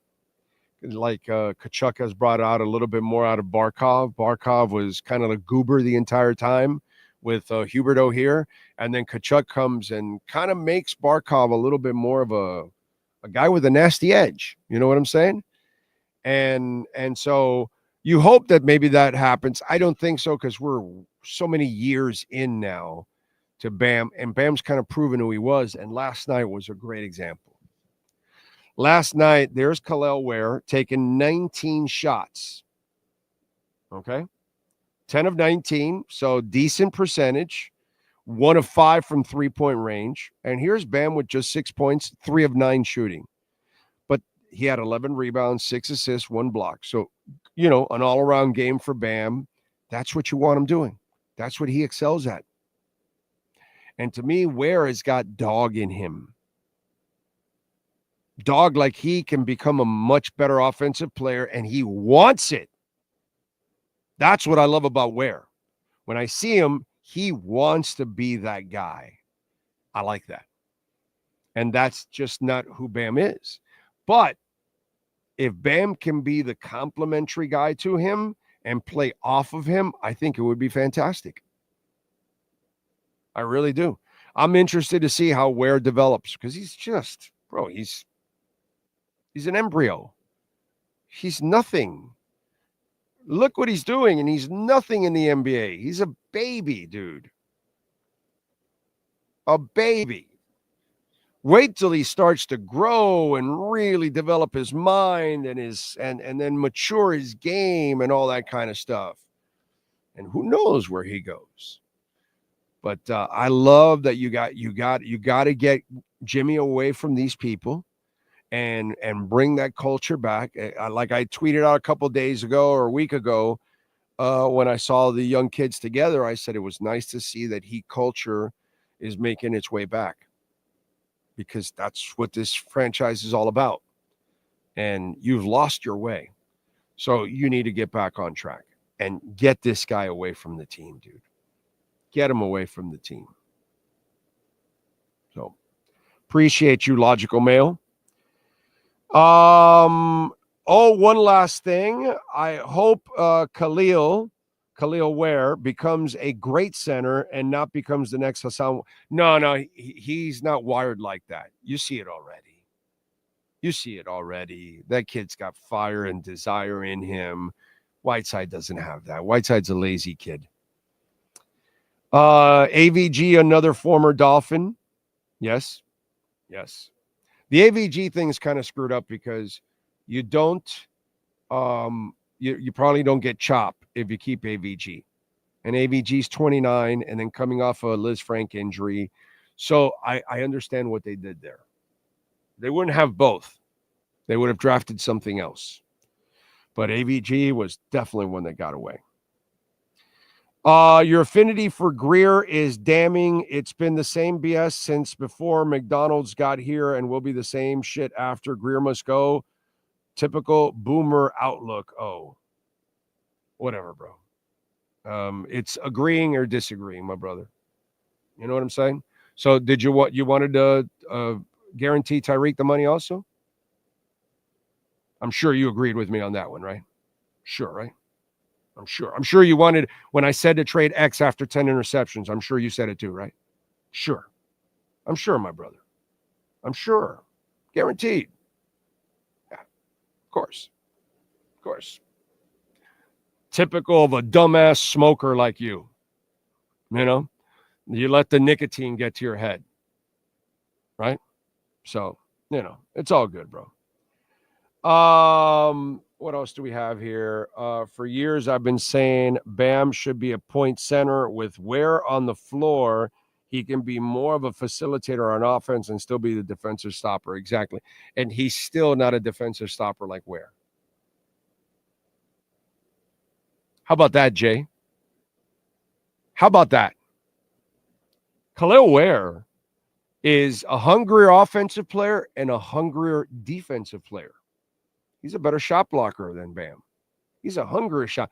All we do is talk shit about why, you know, Bam can help you in certain areas on defense, but he doesn't change the game in the paint. Doesn't do that enough. So Khalil Ware has more dog in him in certain areas than Bam does. You know what I mean? But I love him complimenting Bam. Love it. Let's see. Tuas is going to get us there. Let's go. No, Tua's not going to get you there, bro. No, he's not. No, he's not. If they don't dominate on the offensive line and dominate with a running game, Tua cannot get you there. You know, I get it, Dolphin Dave. You live in the echo chamber and you just want to convince yourself of shit that makes no sense whatsoever. Okay? I get it, brother. The only way you're going to watch next season is by convincing yourself, by lying to yourself. I'll watch every game next season of every minute knowing they're going nowhere. I'll love the team. I'll probably be on the road a couple times and everything, but they're not going anywhere at all. And Tua's not getting you anywhere. If they don't know how to build a team around Tua, you've got to build a power running team, just like they had in Alabama. You must dominate on the line of scrimmage. You must be able to run the football like a lot of these teams do in the playoffs. If you cannot push people off the line, if you cannot shove the ball down their throats for 140 to 180 yards, 200 yards a game, you are not going to win with Tua. If you have to have the kind of team that can't score, that can't run the ball and can't push people around, and you're going to rely on finesse, then you need something special like Marino. And guess what? That wasn't good enough either. And John Elway, who's much more athletic than Marino and Tua ever will be, it didn't work for him either. Until they got the power running game, until they got the line, and that's an athletic John Elway. The game hasn't changed. The problem is the Dolphins, and especially Mike McDaniel, they all of a sudden want to change the game and think that they can play the game in a finesse style the entire time. And you cannot, dude. You saw the weather. You're going to have to put your hand in the dirt. You're going to have to punch people in the mouth. And the Dolphins, since the early 80s, have never been able to punch someone in the mouth. They get punched in the mouth. That's why they fumble like crazy against the Patriots in the AFC Championship game. That's why with Marino, they lose 62-7. Okay? Because they're a wussy-ass team. So a wussy-ass team around Tua, you got no shot.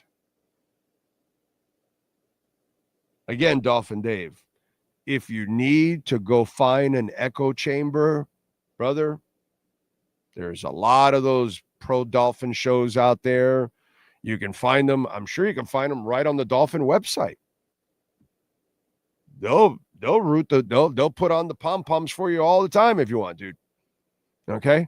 The game hasn't changed. The Dolphins still haven't figured that out. For 40 years, they couldn't power run with Marino. They couldn't power run. Actually, they had a little bit of it with Fiedler, just a little bit, but Fiedler wasn't good enough. Because you had a Ricky year at least or two. So but it really wasn't a great line. It was really about Ricky being special, to be quite honest. You need a great line. So when you get back to having a great offensive line, a great running game, I'm sorry. Yeah, that would happen in the 70s. Dolphin Dave, this is what you should do, my brother. You should go to YouTube and check out the Dolphins of the 70s. When they used to be able to put people on their asses and run the ball. So Tua isn't saving you shit.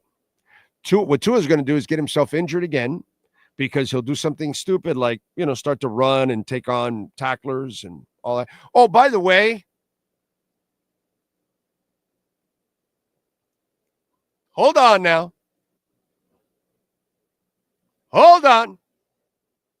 We got to give Tua a big break here. A huge break here. Yeah. So, Sean, did you see what happened yesterday in the Buffalo game? Did you watch the Buffalo game, first of all? No. Huh. Huh.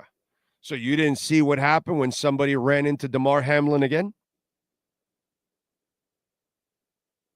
They got injured. So it's not a Tua thing, huh?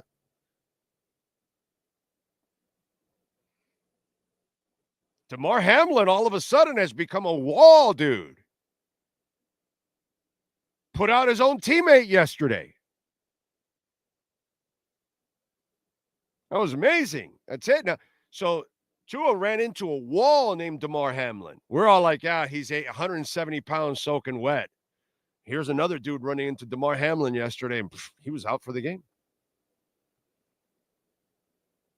I don't know, but Damar Hamlin ate a lot of spinach. Telling you. It's a lot of spinach.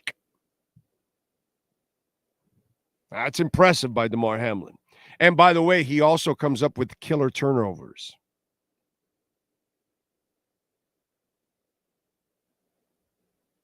Way to go, Damar Hamlin. Boom. Nice job by Damar Hamlin. So now we know Damar Hamlin is made of steel. Tua didn't know that. His teammate didn't know that. But now we all know. Made of steel. And killer turnovers. That's it. What else do we have? Big O, I think Dolphin Dave deserves a blind-ass fan alert at full blast. You know what, Stephen Harris? I think you're right about that one. Sean Stanley, let's give Dolphin Dave a dose of reality. Blind-ass fan alert. Look out, everyone. We've got a blind-ass fan coming through.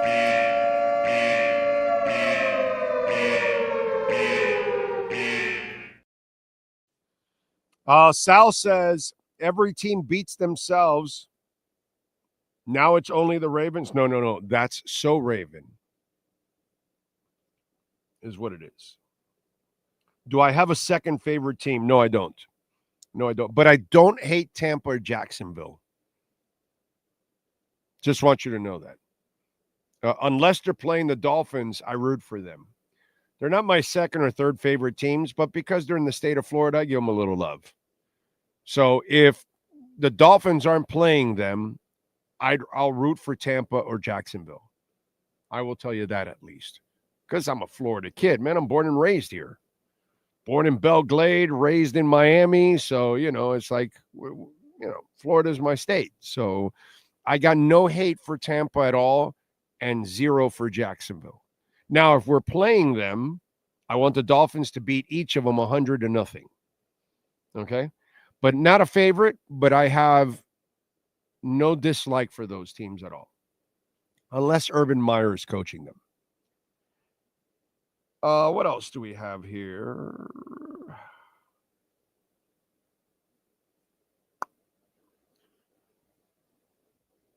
Oh, I agree. I am stating facts, not excuses. Oh, he's talking to Sal. Okay. Oh, man. Anyway, remember, folks, to smash the hell out of the like button. It is very important that you do that. All right? And remember, you can make a donation, Cash App or Venmo at Cash Big O Show. That is Cash Big O Show, Cash App or Venmo.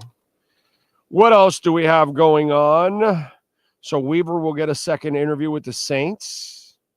So I guess the video interview went well. I just don't like that video stuff. I mean, it's like I can't take you seriously. But looks like it did. Oh, by the way, the Wisconsin whole thing with the University of Miami and the transfer, Xavier Lucas. I mean, seriously. They're going to try to enforce an NIL deal. Here's what I will say to you guys in Wisconsin, okay? Just don't take it the wrong way or take it however the hell you want. I really don't give a shit, to be quite honest. But you're Wisconsin, bro. You're not Michigan. You're not Ohio State. I get it. You're in the Big Ten. I understand that. And so your panties are all in a bunch because Miami went and took a player of yours. The game is played with money. So they offered more money than you guys are. I don't know. Go pump more milk. Go produce more cheese. I don't know what the hell. Go find more money under your couch. But you're Wisconsin. Understand that. Okay? So most kids with a brain, if the situations are pretty equal or, you got a pretty good coach, they're going to want to be here in Miami instead of Wisconsin. Anybody in their right minds would rather be in Miami than Wisconsin. That's just Coral Gables or Wisconsin. Are you kidding me? Are you kidding me? So the game is played with money, and you're Wisconsin. Let me repeat it again. You're Wisconsin. So you've had some years, decent years. You're a good football program. You're still Wisconsin. You'll never be Alabama. You'll never be the University of Miami. You'll never be USC. You'll never be Texas. You'll never be Ohio State. You'll never be Michigan. You'll never be a perennial power. You'll never be a perennial champion. You'll never be that. You're Wisconsin. You understand that, right? You're about cheese and milk.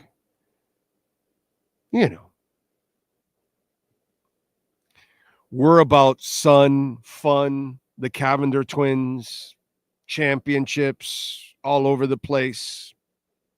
It's a different ball game here in Miami than Wisconsin. Okay? So, just for all those folks out there, I mean, think about it. When I'm thinking about maybe I need to go to the bathroom because it's Wisconsin. It's about it, dude. So, I get it. You're all worried or something, but just understand who you are. It's like UCF and them, anointing themselves national champions and all that, and what an amazing program we are and all that. And you had a moment in the sun. You had your 15 minutes of fame. That doesn't make you champion. You know what I'm saying? You're UCF. You're the Knights. You're not the Gators. You're not the Seminoles. You're not the Canes. You're the Knights. And you guys are Wisconsin. Okay? Just understand who you are and where you belong.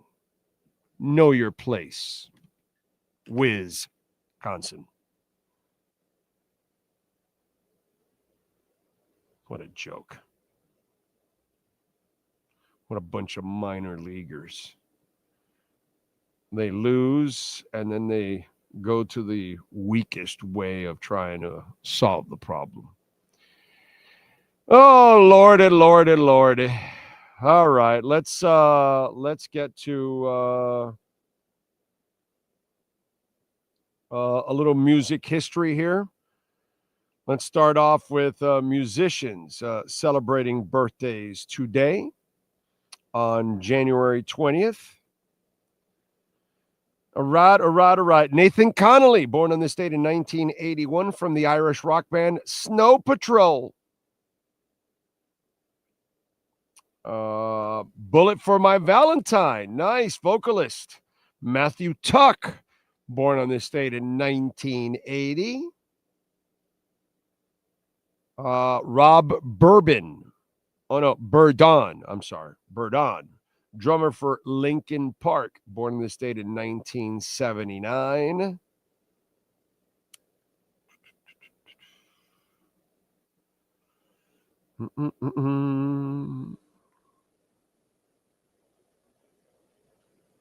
These are like people that I don't know who the hell they are. Damn. Yeah. Paul Stanley, we got one finally from Kiss. Damn. Paul Stanley, born on this date in 1952. Also in 1952, bassist for Judas Priest, Ian Hill. Nice. See, it picked up a little bit here. Anybody else? George Grantham, drummer and vocalist, best known for his work with the country rock band Poco. In the heart of the night, in the cool summer breeze. And by the way, he was also in Buffalo Springfield. Who else also celebrating birthdays today? That's it. It looks like it. That's it for musicians. Not a strong list for musicians. Let's go with birthdays.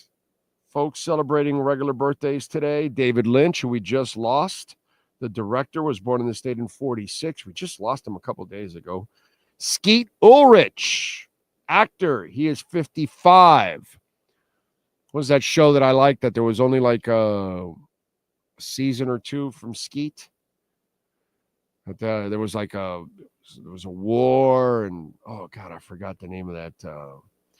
And they were like in Colorado or something, and there was attacks and stuff like that. God, what was the name of that thing? I forgot the name of that damn TV show. But he did a good job in that show. I wish it would have kept going. It died out quickly. Let's see. Maybe somebody will remember and say it. Who else? Gary Barlow, pop singer, is 54. I have no idea who he is. J.J. McCarthy is 22. Buzz Aldrin, he's still around. Wow, I didn't know the astronaut was still with us. 95 years old. Tyler Hero is 25 today. Will this be his last birthday celebrating with the Miami Heat? Rainn Wilson, TV actor, is 59. What else? Celebrating birthdays today. That's it. That's it. All right, Sean, you got any wrestlers celebrating birthdays? I do, and Dougie Fresh put Twin Peaks. Is that the show you're thinking of? No. He was in Twin Peaks? I didn't watch Twin Peaks, so I wouldn't know. I would not know. All right, wrestling birthdays. Dante Chin is 29. Joy Giovanni turns 47. Carl Anderson is 45. Those are your birthdays for January 20th, 2025. All right.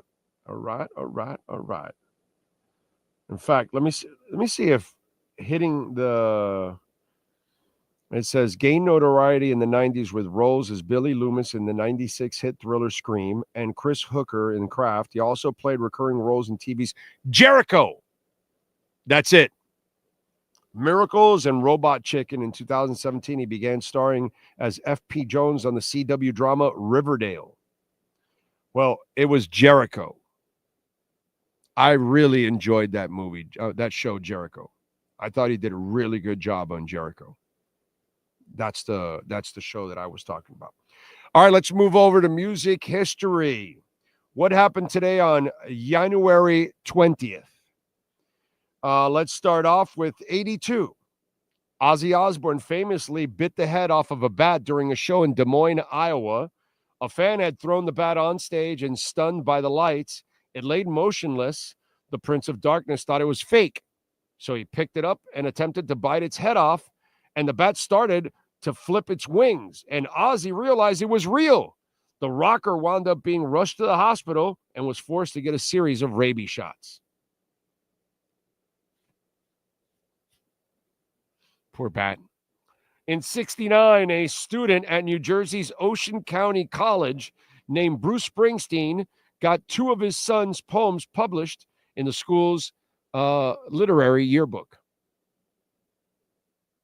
So Bruce Springsteen, huh? Poems. Shocker. Him, a writer, a great writer. It's one of the best lyricists in the history of music is Bruce Springsteen. He's so good, dude. So good. One of the greatest American treasures on planet Earth is Bruce Springsteen, bro. In 1983, Def Leppard released their third album, Pyromania. The record featured new guitarist Phil Collen and was produced by Mutt Lange.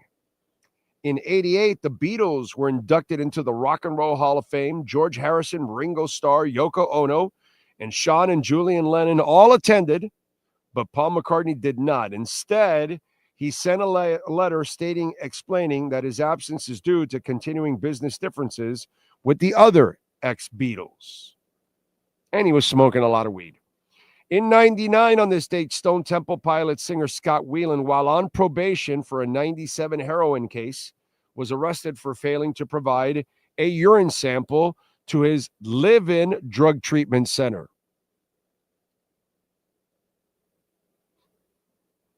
That just sounds too funny, dude. Yeah, Scott had some issues, okay? By the way, after the game yesterday, Mark Andrews did not speak to the media. That's some weak-ass shit by Mark Andrews.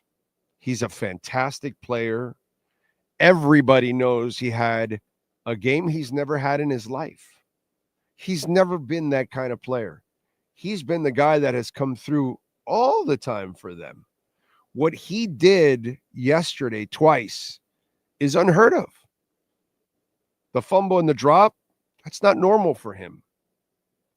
But what's unprofessional and what doesn't come off the optics is that you ran away and hid because you failed.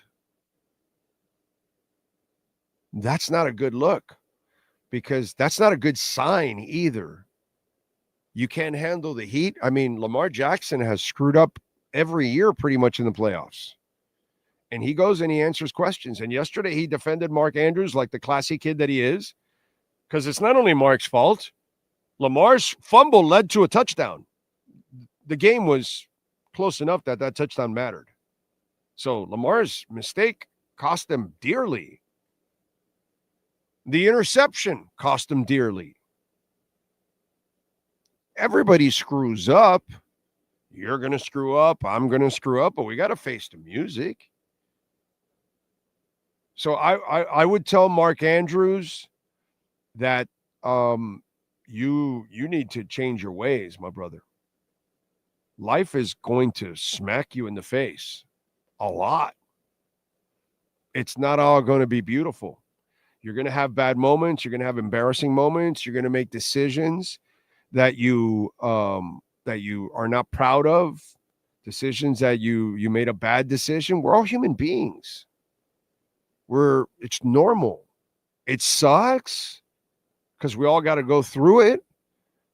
An embarrassment or a disappointment or hurt, whatever it is.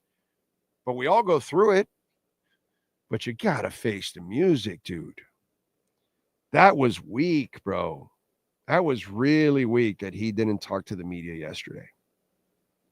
I would say you need to learn from your quarterback because that kid has made several mistakes in the playoffs, and he is ready to face the music every single time. And he was an absolute stud yesterday. Lamar stood up for his teammate like he should. Mark Andrews has been a perfect teammate, dude. Perfect teammate, a great player. He just had a shitty day yesterday, man. But so did Lamar Jackson. He didn't have a great day either. But he's always willing to face the music. Not a good move, man. Not a good move.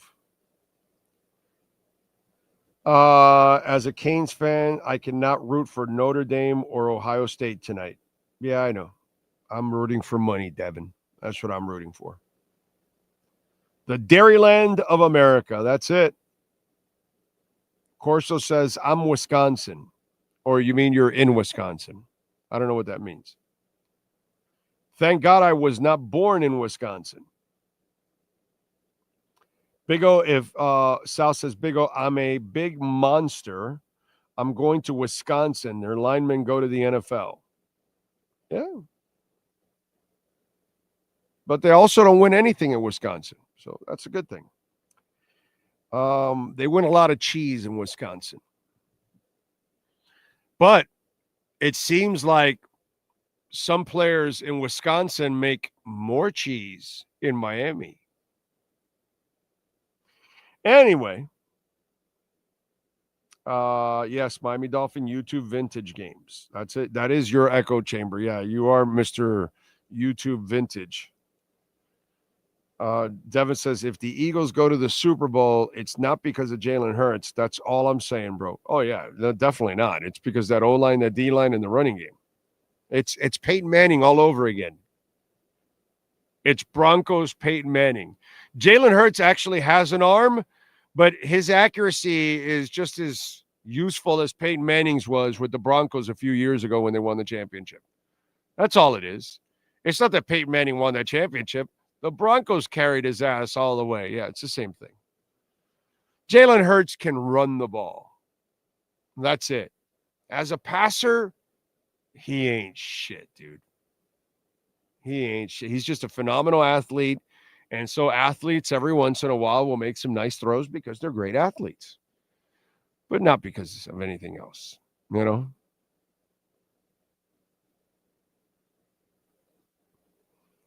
So that's it. Trump has officially become the first Bitcoin president. His team just bought 47 million in Bitcoin. Is that true?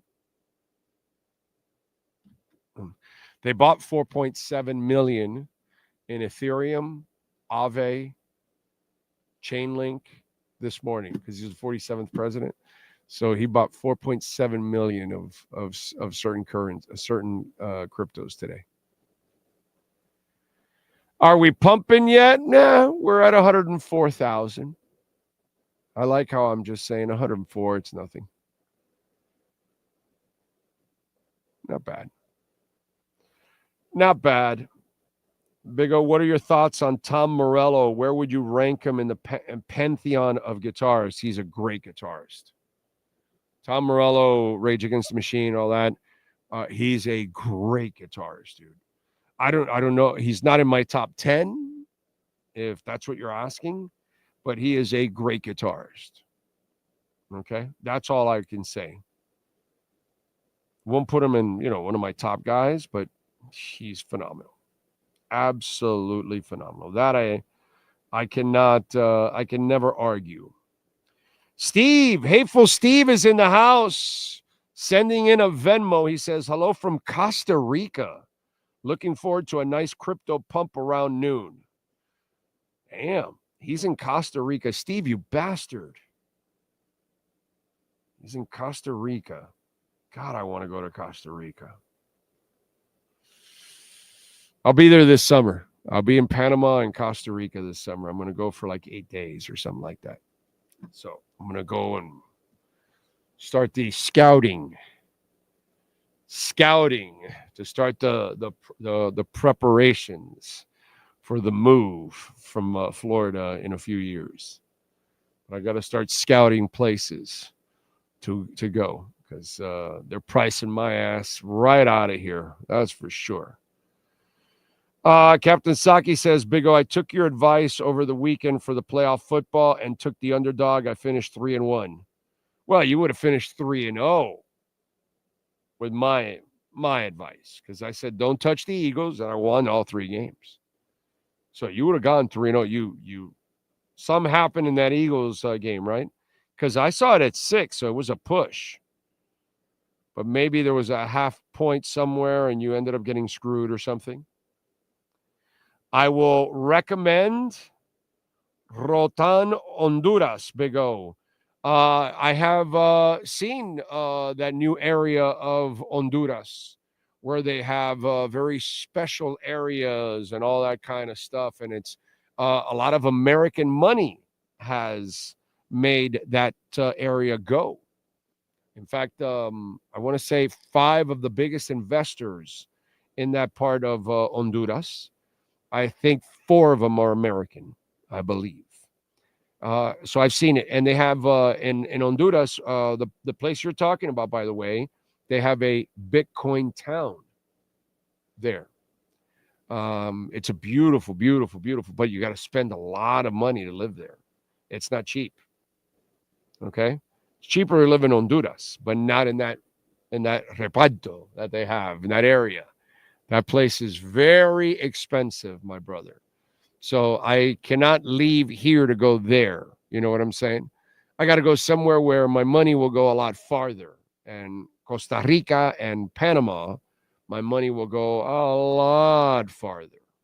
Especially since retirees get all the breaks over there in Panama.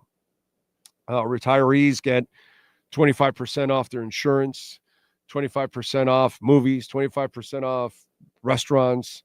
They get like 25% off their dental. It's like, it's stupid.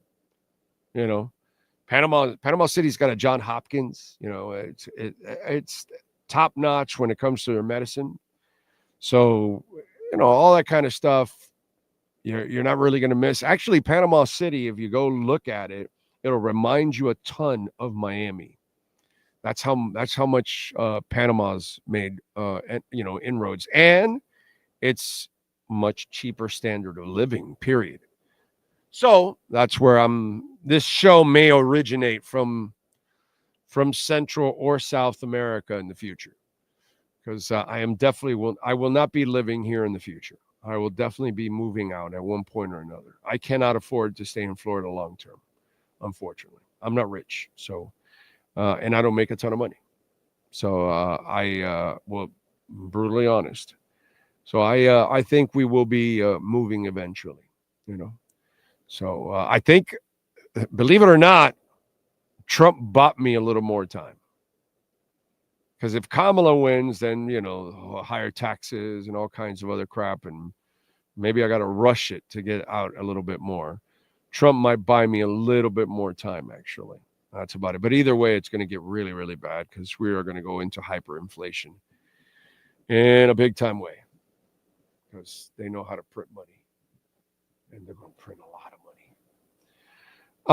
Let's see. Lost the Chiefs game due to the block chip shot. Oh, but you didn't. No, but how did The Chiefs was 8.5. What did you get? Did you have to give up 10 or something? I don't get it.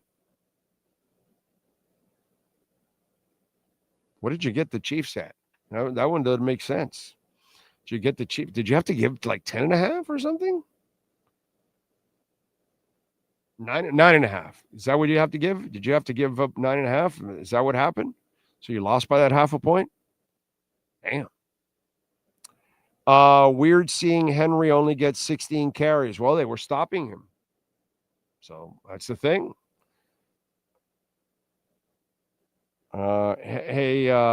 Hey, you out there in the cold, getting lonely, getting old. Can you feel me? Hit that like button. Justice Maldonado, everyone's favorite Notre Dame tackle, converted Dolphins guard from Eichenberg's birthday was yesterday. Yeah, that's right. Happy birthday to Liam Eichenberg. Devin says, I'm thinking about going to the Dolphins game in Madrid. How much do you think the trip will cost me? I'm between $4,000 and $5,000. Yeah. I mean, if you're going with somebody, yeah.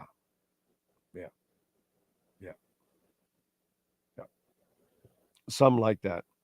If we want to go to that, that's one game. That's the one trip I'd like to make next year. So we're gonna need sponsorships and maybe a GoFundMe for that one so we can cover that game. And you guys can help us and send us to Madrid. We don't even have a date yet, right? For that, right? We don't even have a date. Once we get a date, then we can start to plan something out. Then we know where the hell we stand when it's all said and done. What else? Captain Saki, 8.5. Then will they want? Oh, Texans plus 8.5. Well, then you. Oh, I see. You and Texans. I said Chiefs. That's why. I said Chefs minus 8.5. That's why. I got you now. Okay.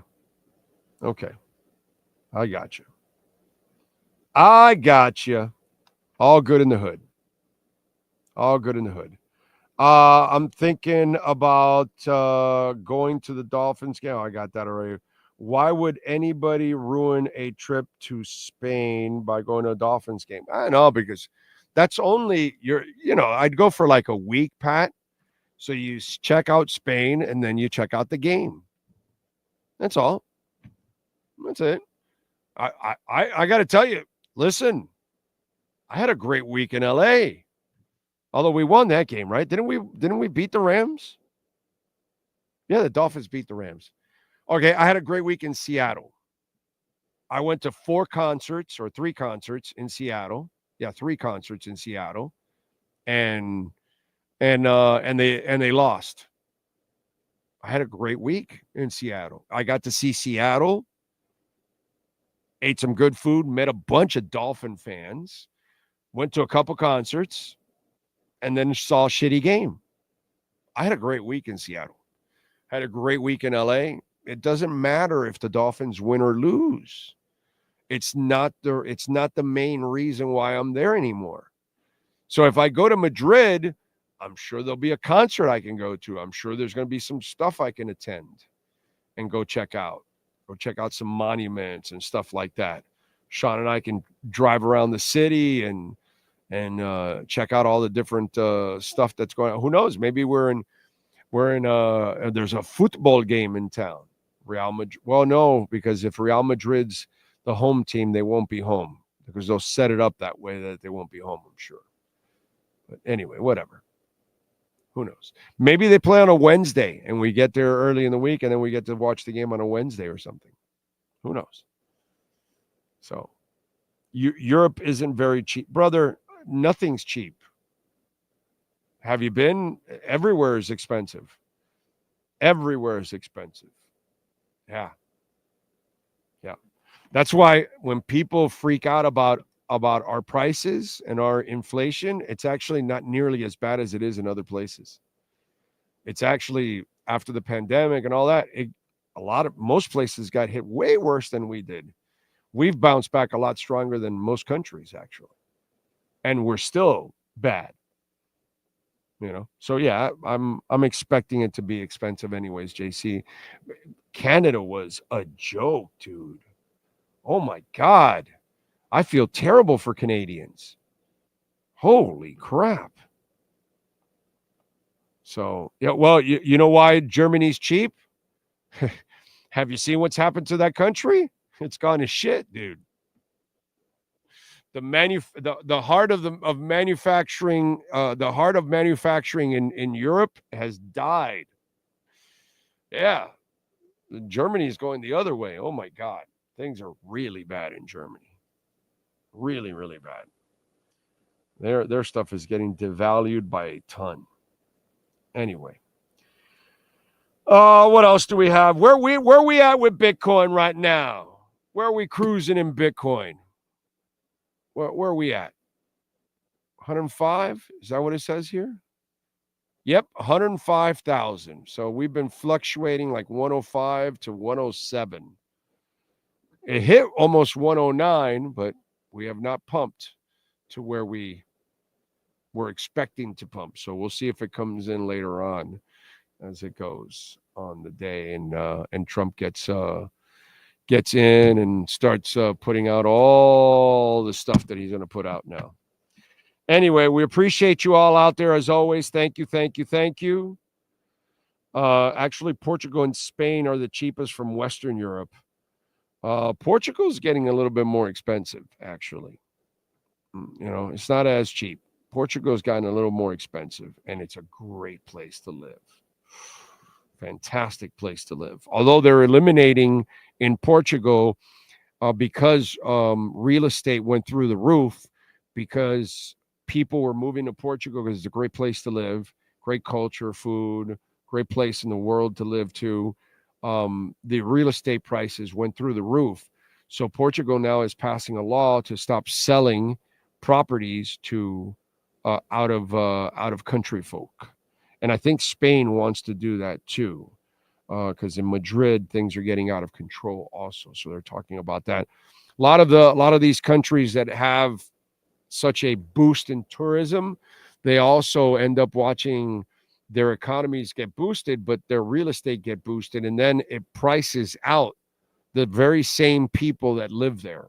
Kind of like some Floridians are getting priced out. It's kind of the same thing happens. You get displaced from your own place because things just get too expensive. Just kind of the way life is, and you got to adjust. It is what it is.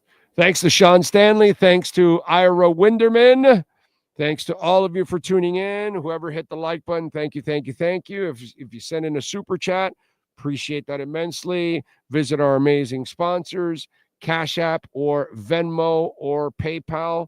Many ways to support our show. QR codes are there. As always, we will see you tomorrow. Same time, same place, same bat channel.